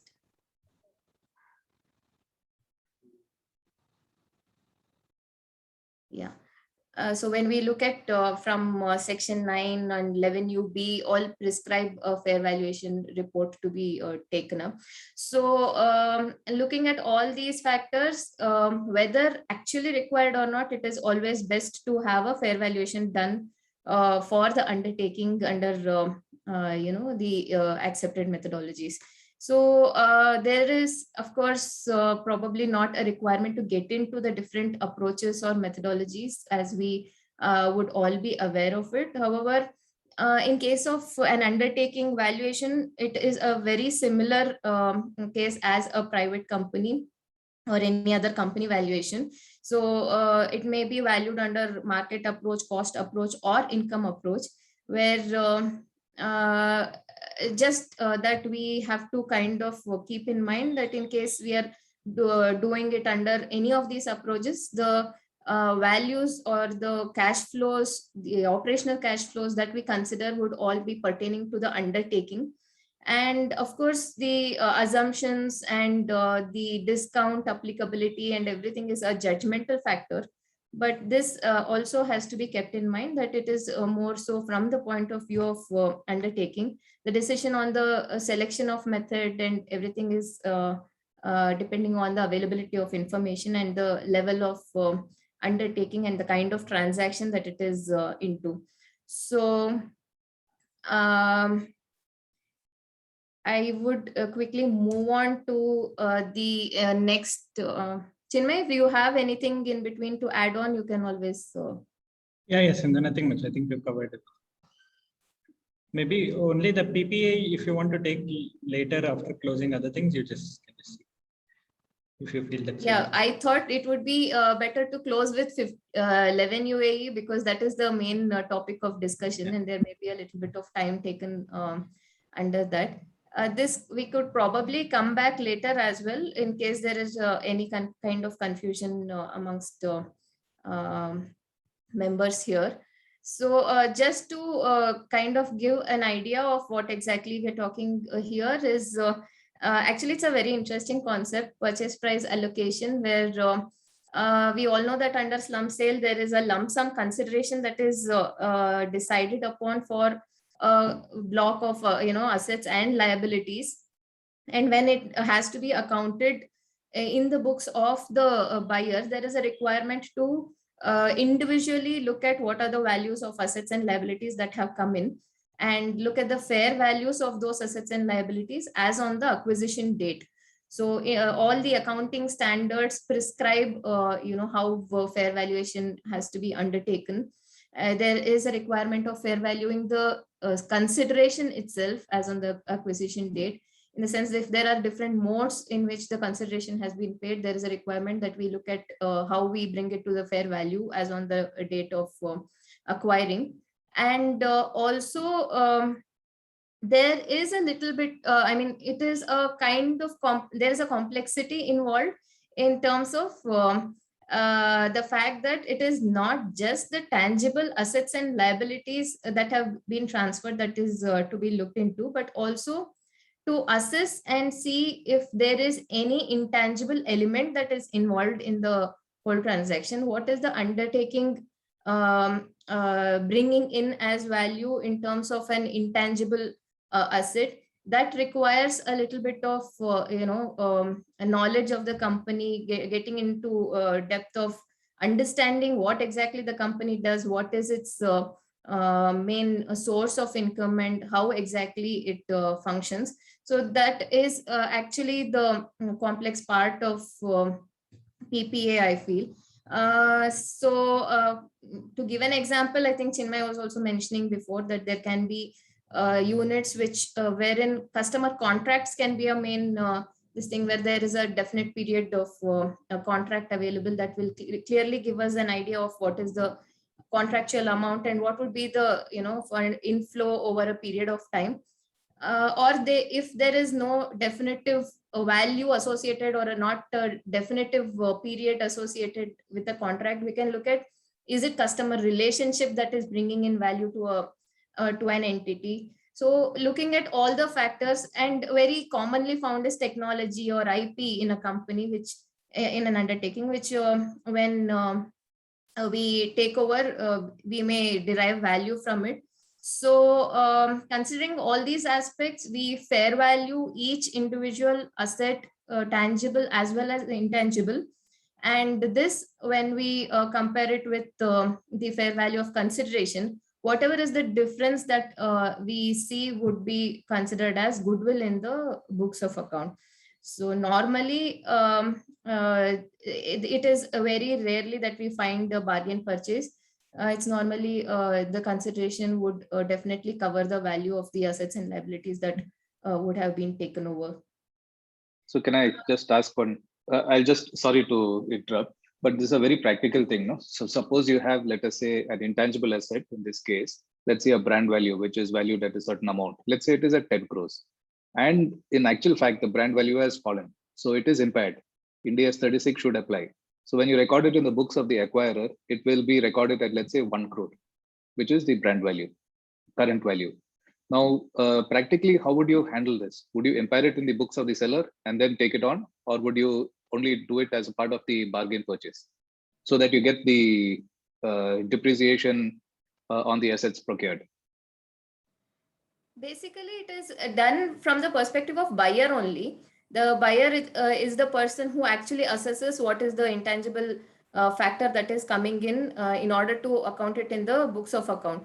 So there is actually no question of impairment, because initially at what valuation the consideration is determined is not anything to do with this. This is an independent exercise where we actually fair value each asset and liability independently and see what is the value that we allocate to each line item. So the IP or the brand value that we are looking at on the acquisition date, what I see at the time of my valuation, that would be the factor of consideration. So based on that value, what is the derivation, whether you have paid a consideration which is higher or lower, that can always be looked at, and that is how we come to a goodwill or bargain purchase.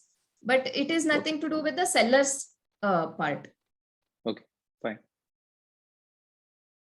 So right now I have just limited it to one slide because our main consideration was looking at from the point of income tax, the new provision that has come in. And it definitely has been a hot topic of discussion and a lot of buzz on, the introduction of the new section.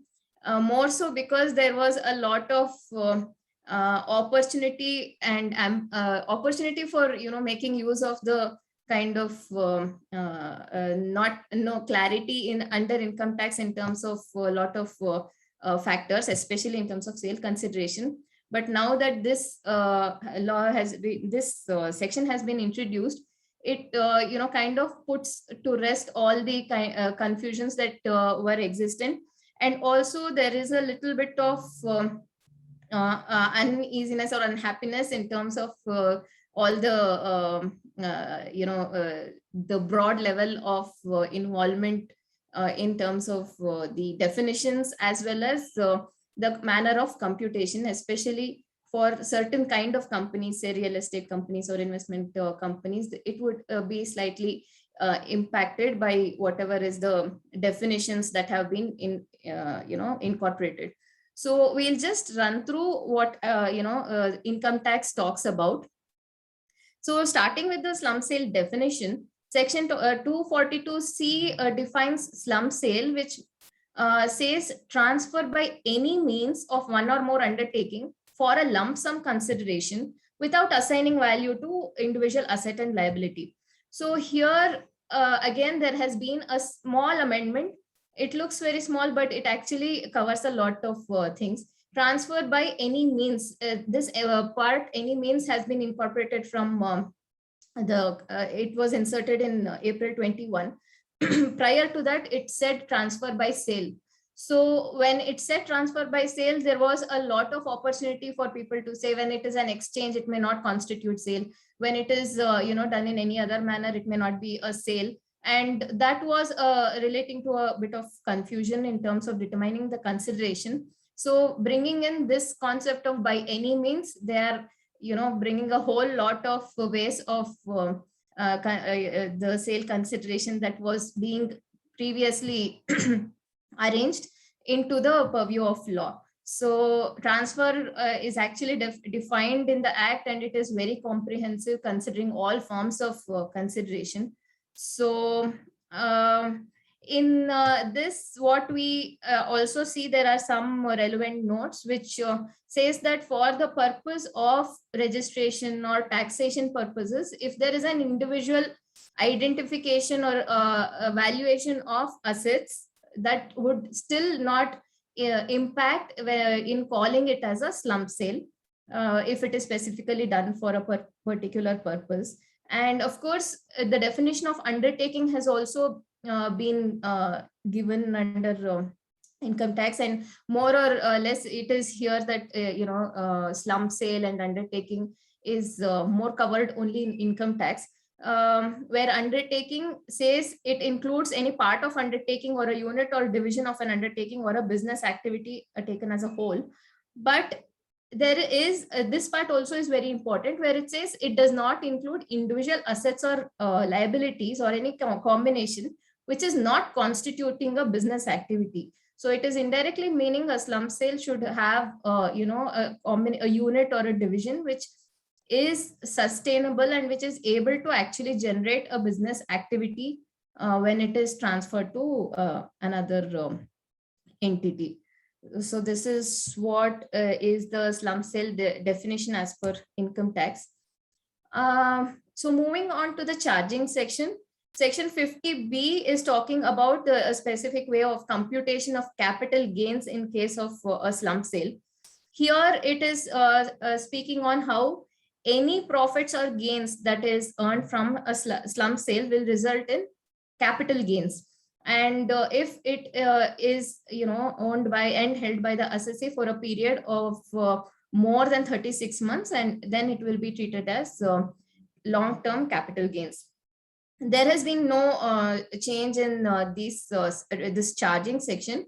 Only it all comes down to how the computation is actually taken up in determining the capital gains. That is where there has been a kind of modification which actually is a little impacting for certain companies. We'll just see where all there would be a slight impact. Of course, there have not been many practical instances as on date with this, because it is a recent amendment and we have not seen too many practical cases. However, just by reading of law, we have come across a few places where it might just be a little creating a kind of impact. So here we can see that we all understand in case of capital gains, the two most important things or factors would be the sale consideration and the cost of acquisition. The cost of acquisition has always been defined as the net worth of the undertaking or the division. And the other thing that was always missing was the sale consideration part. So there was a clarity on what should be treated as cost, but there was never an understanding of what fell under the sale consideration. So in order to solve this, they have introduced another clause which clearly gives that fair market value of the capital assets as on the date of transfer calculated in a prescribed manner shall be deemed to be the full value of consideration received or accruing. So it is very clearly stating that sale consideration would be a fair market value of the capital assets. And not only that, they also have given a very prescribed way of calculating the sale consideration in their own way. So we will just run through how exactly it has been defined. As we saw, net worth is considered as the cost of acquisition or cost of improvement in case of a slump sale. So what does net worth constitute? It looks at aggregate value of total assets as reduced by total value of liabilities as per books of account. So what does it talk about? It tells aggregate value of total assets, but total value of liabilities is as per books of account. So what aggregate value of total assets is actually trying to imply is that the book value of assets will have to actually be looked into.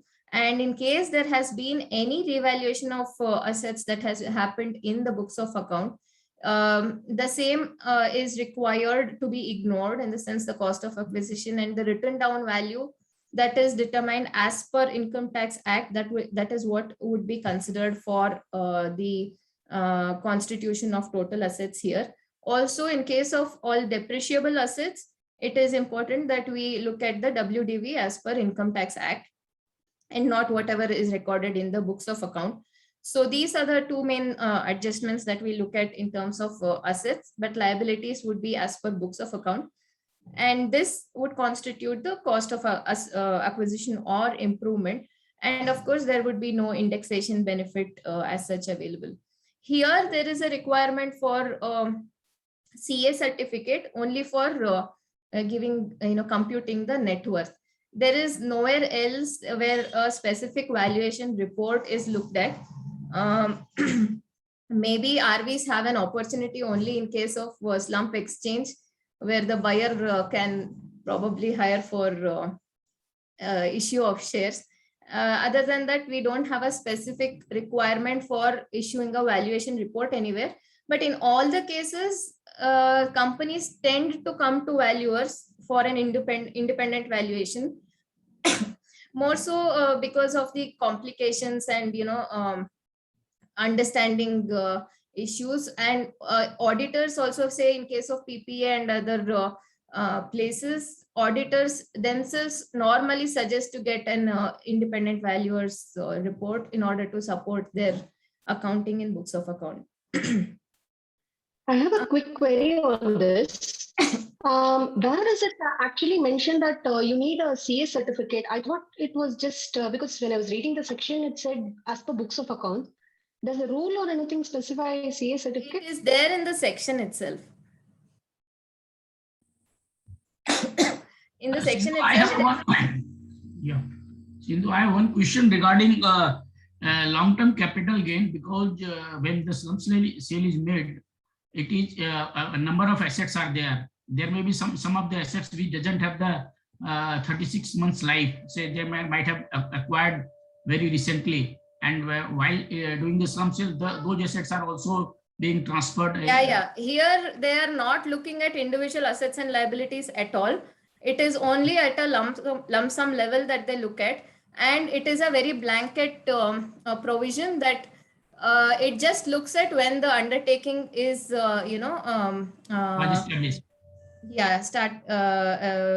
has been incorporated or started operations, and that if it crosses 36 months, irrespective of whatever is the assets constituted in it, it falls under a long-term capital gain or long-term capital asset. Another question regarding that depreciation book value, because it is being for the income tax purpose, the block of assets value is to be considered.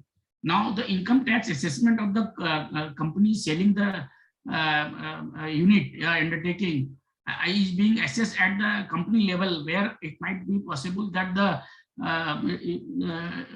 block of assets has gone zero, or and maybe very lower. So how it is going to be calculated for the purpose of slump sale for that undertaking? So actually there is a separate provision available. If you see here in this case, they look for a separate again computation of these assets. See, what happens is, in a company, the valuation or the depreciation is done on a block of asset level, where maybe at there may be a problem in terms of identifying individual assets and the depreciated value of each asset. But if you see the section that it is referring to, 43.6C1C, it clearly gives that in case of a slump sale, we are supposed to take individual assets as if they don't belong to any block. We are supposed to take individual assets and then look at their depreciated value, apply the depreciation as per whatever is the income tax rates, and see what is the WDV as on the date of the transfer. So it may be nil or whatever it is. I mean, that would be constituting over here. But there is definitely a difference between what we normally follow for income tax purposes, but we'll have to actually rework for the purpose of slump sale. So in that case, suppose there is a company where the carry forward losses and carry unabsorbed depreciation is there, and the depreciation part is belong to that unit also. Will that be carry forward by the subsequent company? Or actually, there is no specification on that. It very clearly says in case of slump sale, we have to give impact of, we have to take the cost of the assets and give apply the depreciation and bring it to the written down value as on the date of transfer. So it doesn't go and refer to all other concepts which would probably apply at the company level. The provision is very clear for specifically for slump sale. It is saying as if it was not part of a block of asset, we are supposed to take the value of the asset and depreciate it over the period of its life and bring it to the value as on the date of transfer. So there would not be any other adjustment that would be taken into consideration for this. In that case, any unabsorbed loss for at the unit level will continue with the company, and they will can take avail. I am not sure of the provision for carry forward of depreciation loss, because it would be at a company level and not at an unit level and undertaking level. So that's right, Sindhu. The losses, whether business or depreciation loss, is all be with the seller company itself. Even after undertaking goes to the new company, it will still be with the seller company itself. There would be an adjustment of this sale or block of asset going out of the it's only about the balance sheet adjustment or numbering the balance sheet items. But in your income tax losses, a notional income tax loss which you will carry forward in income tax returns, that will still continue. Thanks. So just to extend on Rajkamal's point, then see, suppose you have a company which has say 3 undertakings, and each of them is, let us say, an SEZ unit. So the issue with SEZ unit is that you're supposed to compute the depreciation loss at the SEZ unit level and carry forward at the SEZ unit level. So then you have this problem of carry forward loss, whether you can offset it against the other SEZ units, suppose you've sold the unabsorbed loss. That I think would be the issue which you would face potentially. Yeah, probably, yes. And I mean, there may be a disallowance as well, but yeah, at the unit level, the computation would be more of individual asset WDV that we look at when we are aggregating it to the total value of assets. Yeah. Just one question, Sindhu. Now we need to take the aggregate value of total assets minus total value of liabilities as per books of accounts. And 50B says that as per the latest audited balance sheet. Let us say now slump sale is taking place on November 1st. And we have audited balance sheet ready on 31st March 2021. So do we need to again go for these financial transactions up to 6 months, or can we rely on 31st March 2021? That is one question. Second thing, business is already having carryover losses and unabsorbed depreciation. Now carryover losses are we can set up business losses can be set off against business income, but the slump sale is charged under capital gains taxation. So now can we use that unabsorbed depreciation against this capital gains taxation? Let us say because of this slump sale, there is long-term capital gains which need to be paid by the company. And can we set off this unabsorbed depreciation against this capital gains liability if we cannot set off business loss against this? These are the two questions I request you to please address. Okay, so the first one where you are asking for audited financial statements. Here again, it is a kind of a little contradictory, where we see that normally it has to be on the date of transfer. Any kind of valuation that happens would be the date of transfer. And we can always have a caveat saying more or less this is going to be a value nearer to whatever would be the audited financial statements. So preferably, I feel it would be ideal to take it as on the date of transfer than going for a prior dated audited financial statements number, unless there can be no audit or anything undertaken on that particular date.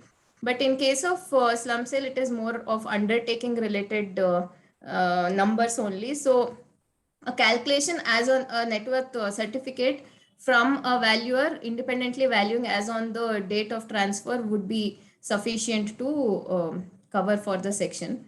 In terms of depreciation loss getting adjusted against capital gains, I would prefer, Chinmay, if you are able to take it up. According to me, depreciation losses can be adjusted against other sources of income. Yeah. So only for slump sale capital gains, there is no difference treatment. Even though I get your logic, Mr. Anil, that for the same undertaking, I would have suffered the loss and then I'm gaining. So will there not be a adjustment? So, but there is no specific enabling provision purely for slump sale capital gains. Whatever generally applicable for any capital gain, same thing would apply, and no additional benefit for slump sale.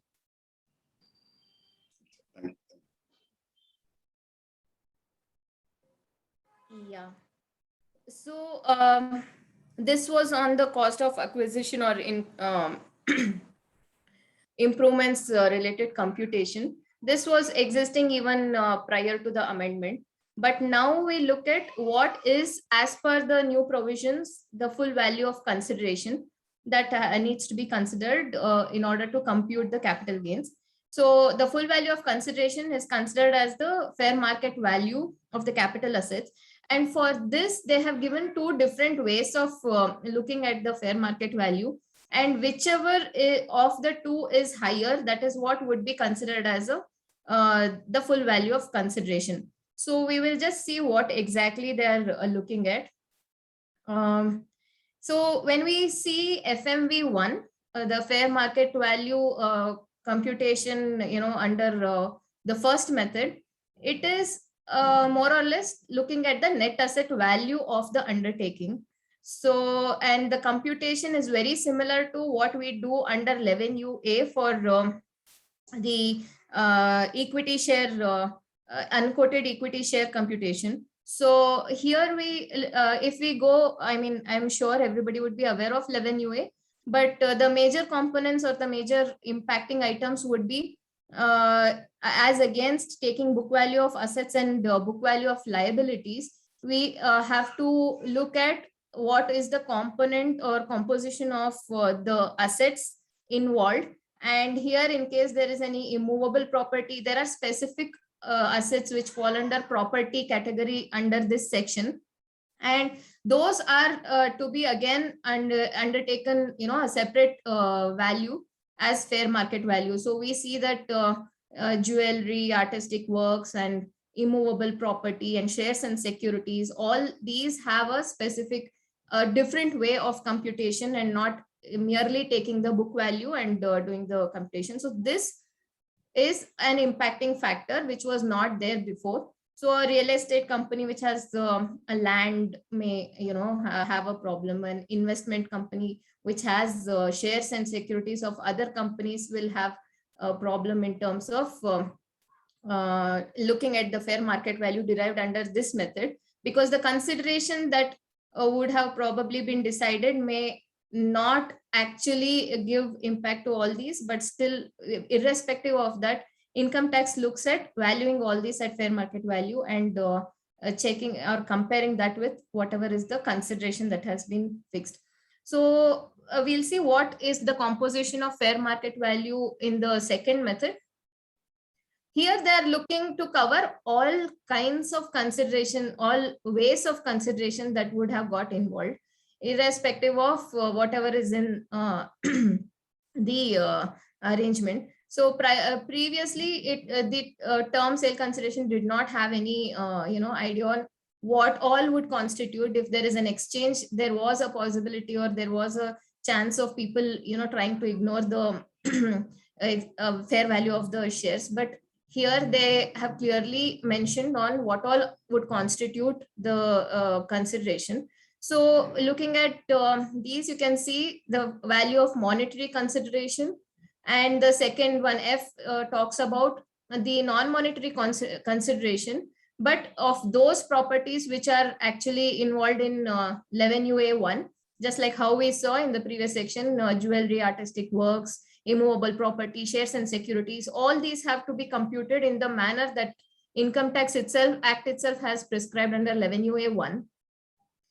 And it is not even leaving out the any other kind of non-monetary consideration that is being given, irrespective of whether it is covered under 11 UA or not.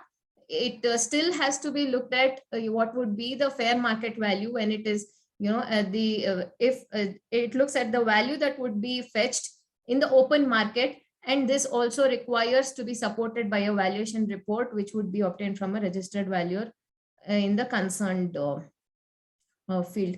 So, of course, immovable property, depending on the stamp duty value. All these components put together gives us the FMV2. That is nothing but the fair market value of the actual consideration that has been paid.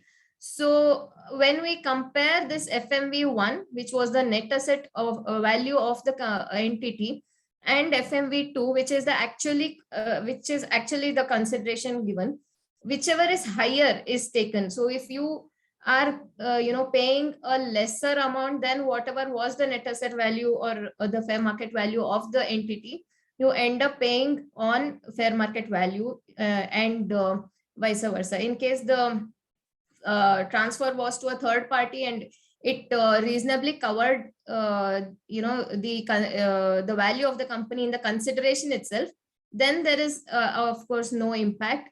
The consideration would be what would be treated as the sale value. Of course, these are the different ways of deriving the fair market value of different items. Say jewelry and archaeological collections, drawings, etc., would be again to be taken, a report to be taken from registered valuer. We know that quoted shares and securities, if it is from it can be taken from stock exchange. And unquoted shares and securities, there is again a prescribed way of determining. If it is equity shares, it is clearly prescribed on how we derive the value. And if it is a preference share, we again have to get into a fair valuation of the entity and deriving the value of the preference share from a third party MB report. So here we can quickly see what is the difference between pre and post 11 UAE. As we can clearly see, the only difference is in terms of the sale value that is being considered. Here we look at the fair market value as per 11 UAE as the sale consideration. But in prior to this insertion of 11 UAE, we had the sale consideration as decided by the buyer himself. One more thing is this particular section is relevant or to be applied from financial year 2021. So the transactions which had already been accounted for, especially if there had been a slump sale, then there might be chances of relook by the assessing officer. So that is something that will have to be looked into. I have just put in a few examples, very basic, simple examples, in order to see what are the two factors that are actually kind of giving an impact on the valuation. So say we take the undertaking X, which has a few liabilities and assets. Here in the current case, the assets are just computers and equipment, and there is no other complication in the overall entities, assets and liabilities. But there are a few other facts that have been given, where the sale consideration has been decided between cash, and there is also a consideration in terms of shares. So these shares, the buyer would have, valued at a premium, or whatever is the company's value. Based on that, the fair valuation would have been determined. So the consideration here is treated as 10 lakhs in the form of shares and 10 lakhs in the form of cash. So we are looking at a 20 lakh being offered to undertaking X. So let us look at how exactly the valuation is going to be undertaken. And I've just also inserted a balance sheet of the acquirer. We'll see how it is going to be utilized going forward. So the first step is to look at what is the net worth of the company undertaking going to be, because that is what determines our cost of acquisition or cost of improvement. So the net worth, as was clearly mentioned, it is the aggregate value of assets and reduced by total value of liabilities as per books of account. So in the given case, let us see what is the value of assets. Here, since the computers and equipment is the only fixed asset that is available, and as per books, it is at 15 lakhs. However, when we recompute, the written down value of the fixed asset as per Income Tax Act is coming to around 12 lakh. So we'll take the 12 lakh value of fixed assets plus the current assets of 5 lakh, which brings the 17 lakhs, and the value of liabilities as available in the undertakings books. So that brings us to a net worth of around 9 lakhs. So let us see what is the step 2. Here we look at the fair market value computation for the purpose of determining the sale consideration. So there are two methods that have been prescribed, method 1 and 2 that we saw just now. As per method 1, we have seen that it is nothing but a net asset value method, where it takes into account only book value of all assets and book value of liabilities, barring a few of the specific items for which a separate method of computing the value has been prescribed. So in our case, there are no immovable properties or there is no other complication. So it would be merely a book value, and hence the total asset value is 20 lakh minus the total value of liabilities being 8 lakh. We are getting a fair market value as per method 1 at 12 lakhs.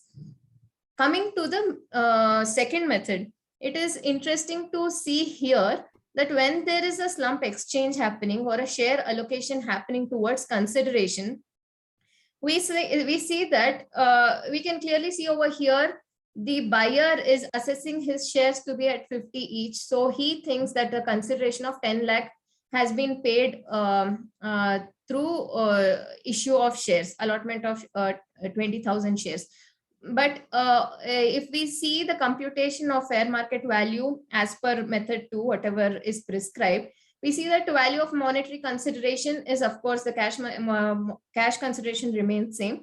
But the second one clearly says all those which fall under property prescribed under 11 UA will actually be valued as per whatever is the prescription under the rule. So here we don't go by what the buyer thinks is the fair value, but we go by what should be ideally the fair value of the acquirer company as per Income Tax Act. So here we have the balance sheet, and what we have done is we have computed again as per 11 UA what would be the fair value per share of the acquirer under this particular rule. So we have derived a 22.2 per share, and we all are aware that 20,000 shares has been issued by the acquirer to the seller entity. Hence, the value of the shares would be 20,000 into the derived value of 22.2, which gives us a 4,44,000 only against whatever was the decided consideration of 10 lakhs. So this gives us an idea that there is a kind of advantage in doing a slump exchange than probably a cash consideration. But then normally a slump sale is undertaken, at more for restructuring and other factors where it may not always be the case of allotting shares against the particular exchange of assets and liabilities. However, as per the introduction of the new rule, we see that having a component of shares or any other manner of consideration can probably, shares in particular can be more beneficial if the acquirer company is, doing well and has a better fair value against it. So here we look at the capital gains computation, where under the new scheme, the value of consideration would be the higher of fair market value 1 or 2. Here we have computed the higher of 1 or 2, that being 12 lakh against 14 lakhs of consideration. So 14 lakh 44,000 will constitute our consideration, and the cost of acquisition again deducted. We are getting a capital gains of 5 lakh 44 under the new rule. But when we look at the pre-11 UAE, of course, there was a contest on a lot of factors. But if we had gone by the technical fact that whatever mode of consideration that has been paid has to be considered, we would have probably considered 20 lakh as the full value of consideration. And that would derive a capital gains of around 11 lakh. So this is maybe one of the factors which can be looked at when we are planning or structuring a slump sale.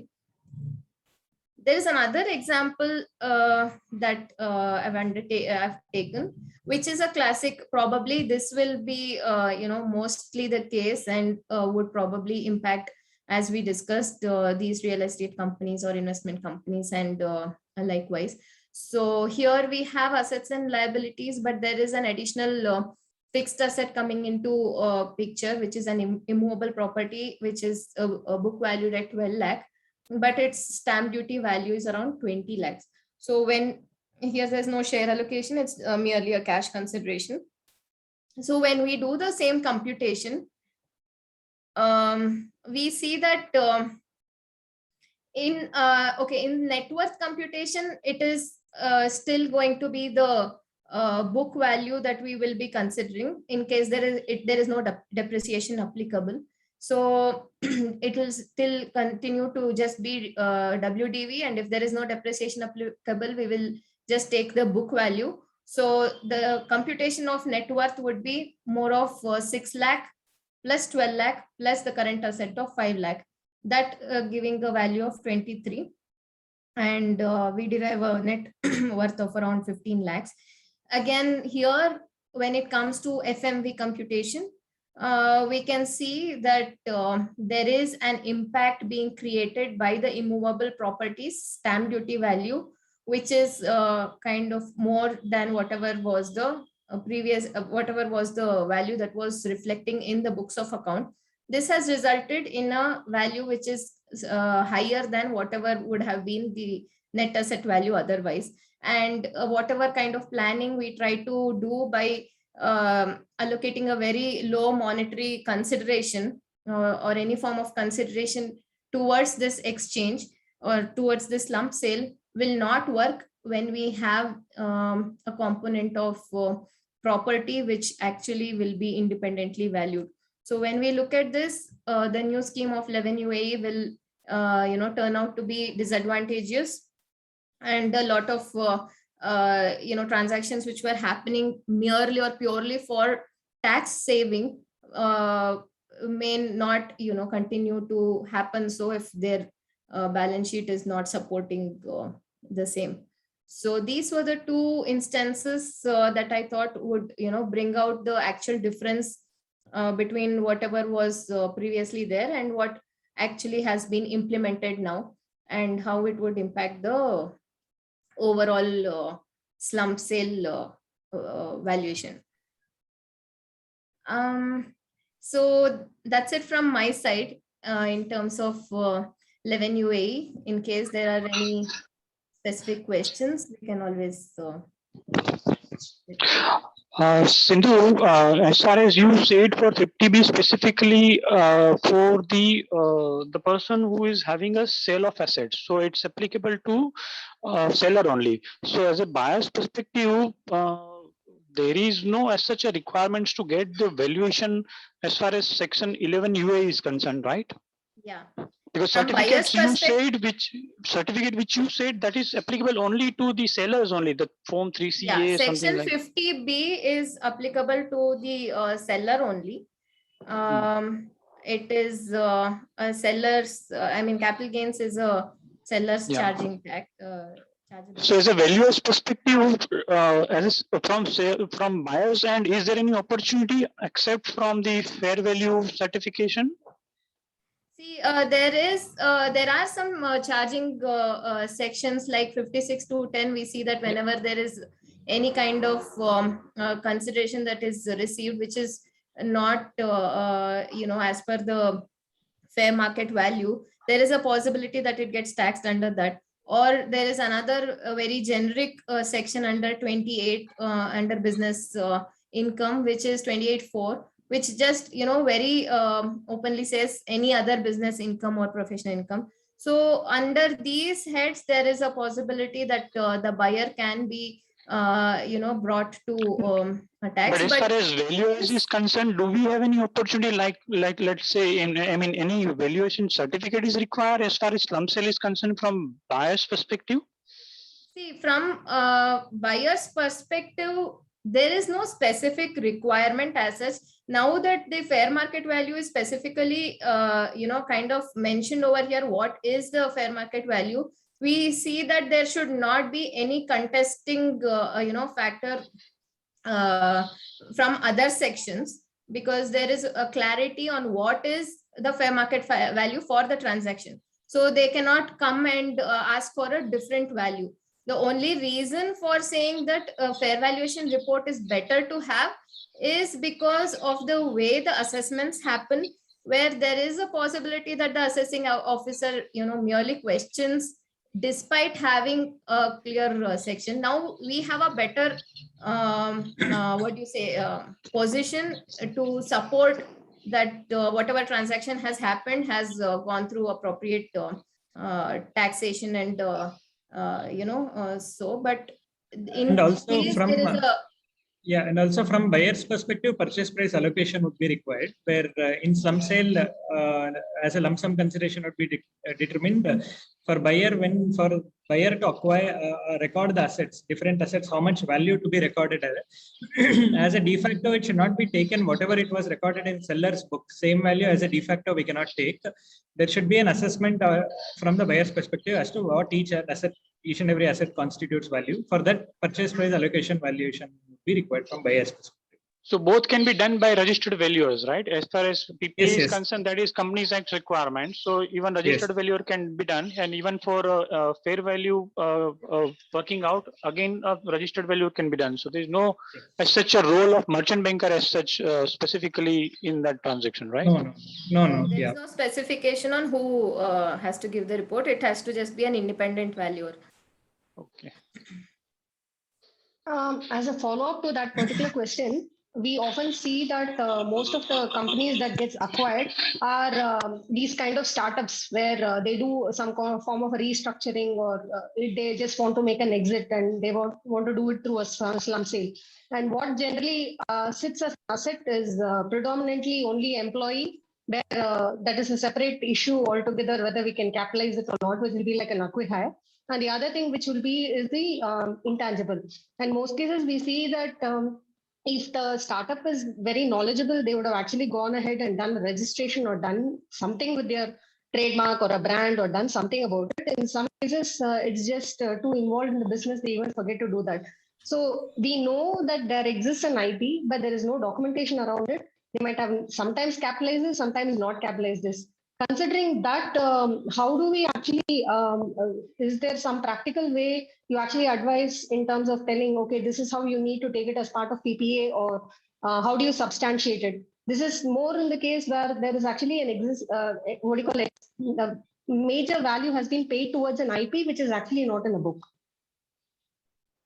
Yeah, So that is where PPA gets very challenging and interesting. That is how we have to, kind of assess what is the value of IP in generating. See, any intangible asset, if it has to be recognized, it has to first be measurable, and it has to have the ability to generate, future economic benefits. If these two factors are available, I don't think it is very difficult for us to value those intangible assets in order to bring them into books, irrespective of whether they are actually captured or not. Anyway, self-generated goodwill or intangible asset is rarely recognized. It is not taken into books of account. It is normally on purchase. So it is only from the buyer's perspective. He looks at whatever is the income generating capacity of that particular intangible asset which is coming from the seller. That is what gets recognized in the books of account.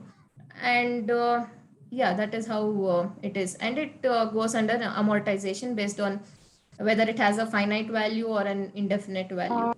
Sorry, One period. more query on that. Is it PPA a regulatory requirement to have a PPA report, or it is just an internal good practices to have a PPA in place by any recognized valuer?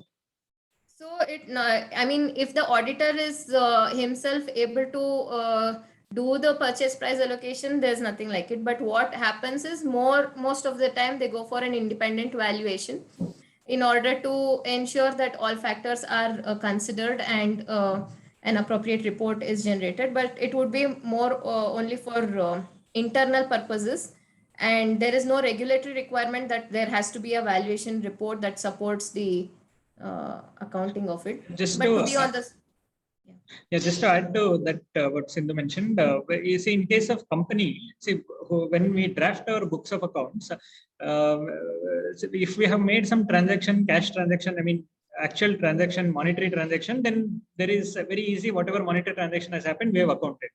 But beyond that, things like this, it may be questionable as to what is the basis on which we are able to account it. Right? If there is any monetary transaction, we can do it. If there is any intangible, when it comes to, really, there is no basis for us to prove that this what we have accounted is right.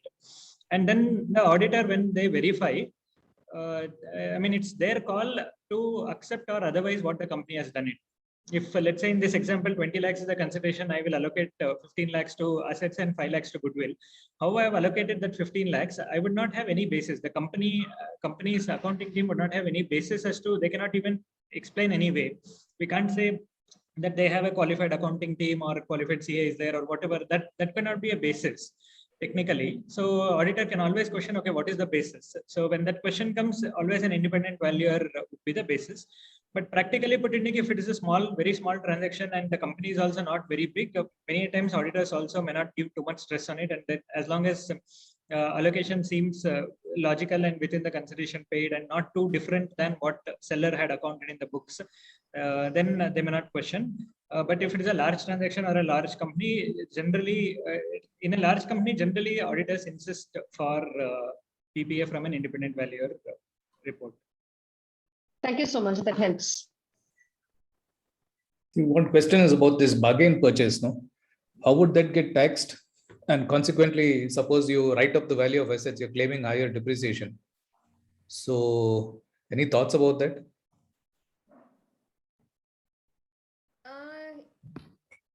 In terms of income tax, you are saying, is it?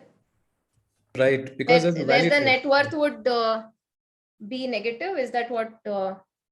No. In the case of bargain purchase, no, you're paying less than what the company is worth, right? Yeah, but from income tax point of view, it independently values, right? It doesn't look at our sense of how we look at it from accounting point of view.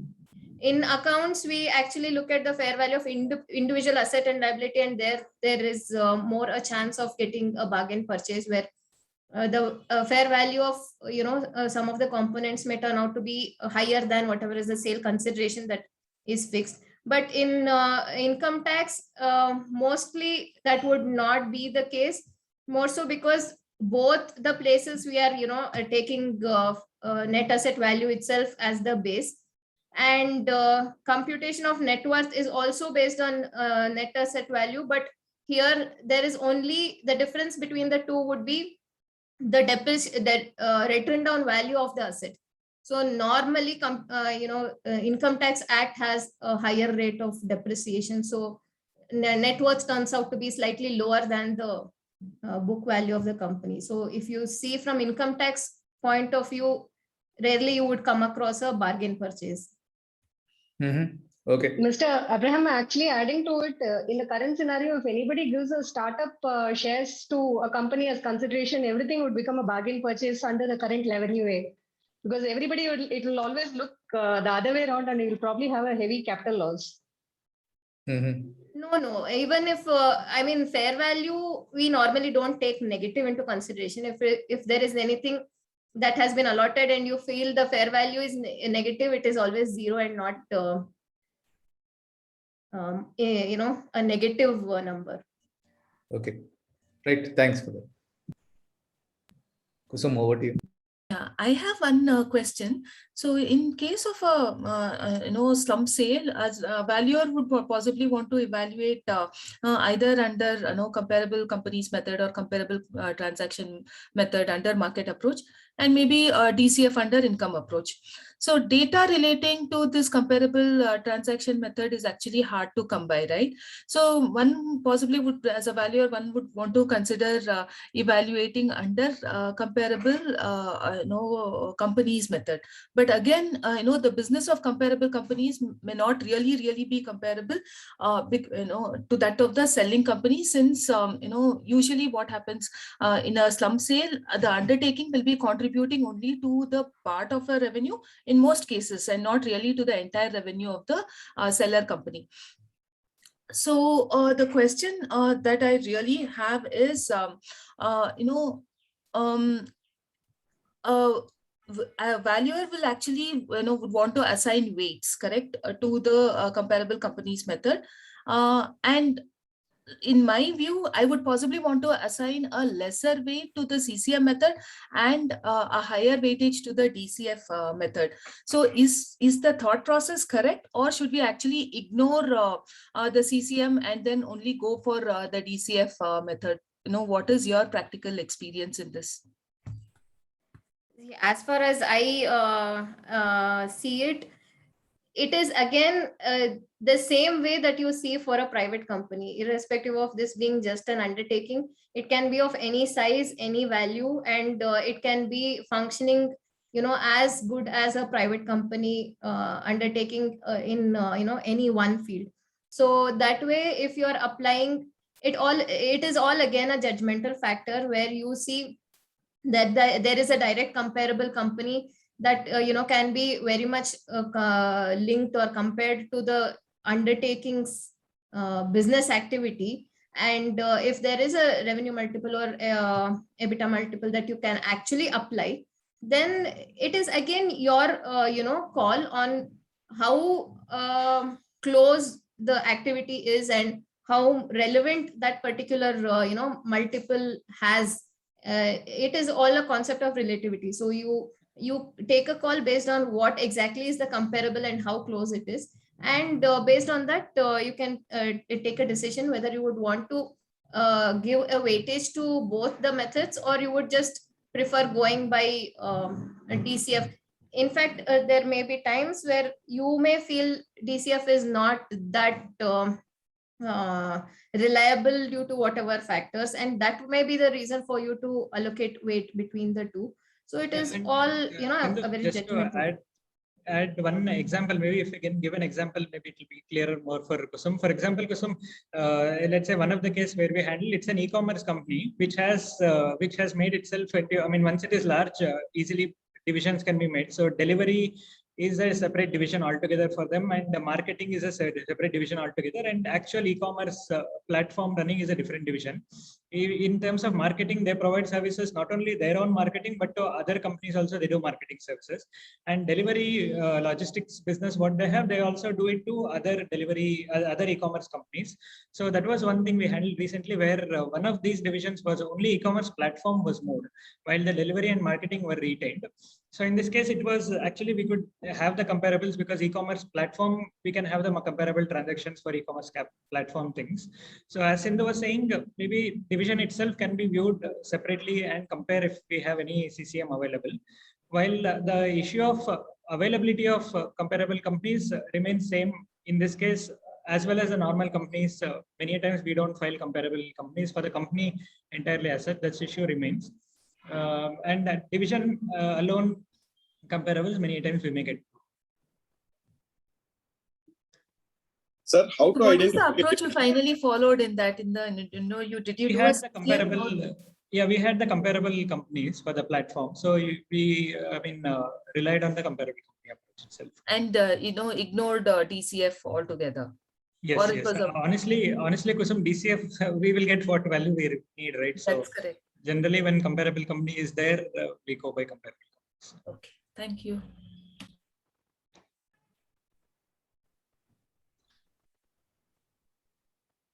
So Anil, you had a question, or is there any other question from anybody else? Sir. Actually, I wanted to ask how to identify a division in slump sale. Is it based on the segment report, what we follow in accounting standards, or is it based on the invoice which is separately raised for this, division-wise services? If at all, company maintains separate branches, it's more practical things. Yeah, there is no hard and fast rule. As I was initially saying, as long as the division is self-sustainable, then it can be slump sold. So from valuation perspective, I think first the company would identify and will say that, okay, this is the division which I want to sell. Then we need to see whether the division is self-sustainable and whether the division can qualify as an undertaking or not, and then do the. That decision, who will take it? Whether management will decide, or is there any? Yeah, from valuer's perspective, we don't have any role in, technically in deciding, because from taxation or from company tax perspective, we would not be certifying whether it is slump sale or not. What we would be certifying is what is the value of the division which they have told us. Whether it is but however, from when we do the valuation, let's say if we take income approach, we would not be follow income approach if the division is completely sustainable on its own. For example, if it has let's say a shared management team and sales team is not there in this, then if sales costs are not there in this division, then the revenue will not come without that cost. So the projections itself is not complete. So you cannot apply income approach in that case. So when we strictly analyze each and every elements of valuation, we will come to know whether at all this is a complete division or not. Then practically we need to say them that, okay, you are giving this balance sheet as a division independent, but you don't have a marketing cost itself. So it seems like you have missed out something. Do you want to redo and give? Maybe they'll reconsider and add some costs, marketing costs or whatever. So we need to ensure that whatever projections are given are holistic in itself, so that because it would be risk on our part if we just don't be negligent on this, because what they would have considered, they would feel that that's an undertaking, and they will give, even the marketing is, let's say in this example, different. They would have missed out that, and they would have think that, okay, this is the revenue from this department, this is the expense for this department, and this is my profits. That way they could give the projection. But if we certify that we have missed out that, it's when we have to do independent assessment of projection, can we earn that revenue with that limited cost what they have given is something which we need to assess. So we need to ensure, especially in slump sale cases, that no other expenses are left out, so that not from the perspective of whether an undertaking definition is satisfied or not, but from the perspective of the correctness of the projection and correctness of our valuation, which comes with it. Sure. I think maybe we can conclude. Time is also almost, we are hitting 10. To do the needful vote of thanks, I would request Rajkumar Sargi sir to give the vote of thanks to the speakers. Good morning, everybody, and it was really a very pleasant Saturday, and to learn the intricacies of the slump sale, particularly with reference to the recent amendment and the way Chinmaya and Sindhu has explained the subject. It was really very lucidly has been explained. Minor points where it was explained very well. We on behalf of Bangalore Valuation Association. I really thank Chinmaya and Sindhu for their knowledge sharing, and it was really very good session. Thank you very much. Thanks to the participants. Thank you, everybody. Thanks a lot. We also enjoyed the session a lot. Yeah, thank you. We won't have a breakout rooms today because we are already 10 o'clock. So we'll look forward to meet you all in the next week, second week of November. Thank you. Thank you, everybody. Thank you, Chinmaya and Thank Sindhu. you. It was very useful and very informative. Thank you very Thank much. Have a good day. Thank you very much. Thank you. It's really wonderful. Thank you all. There are a lot of takeaways from the session. Thank you so much for that.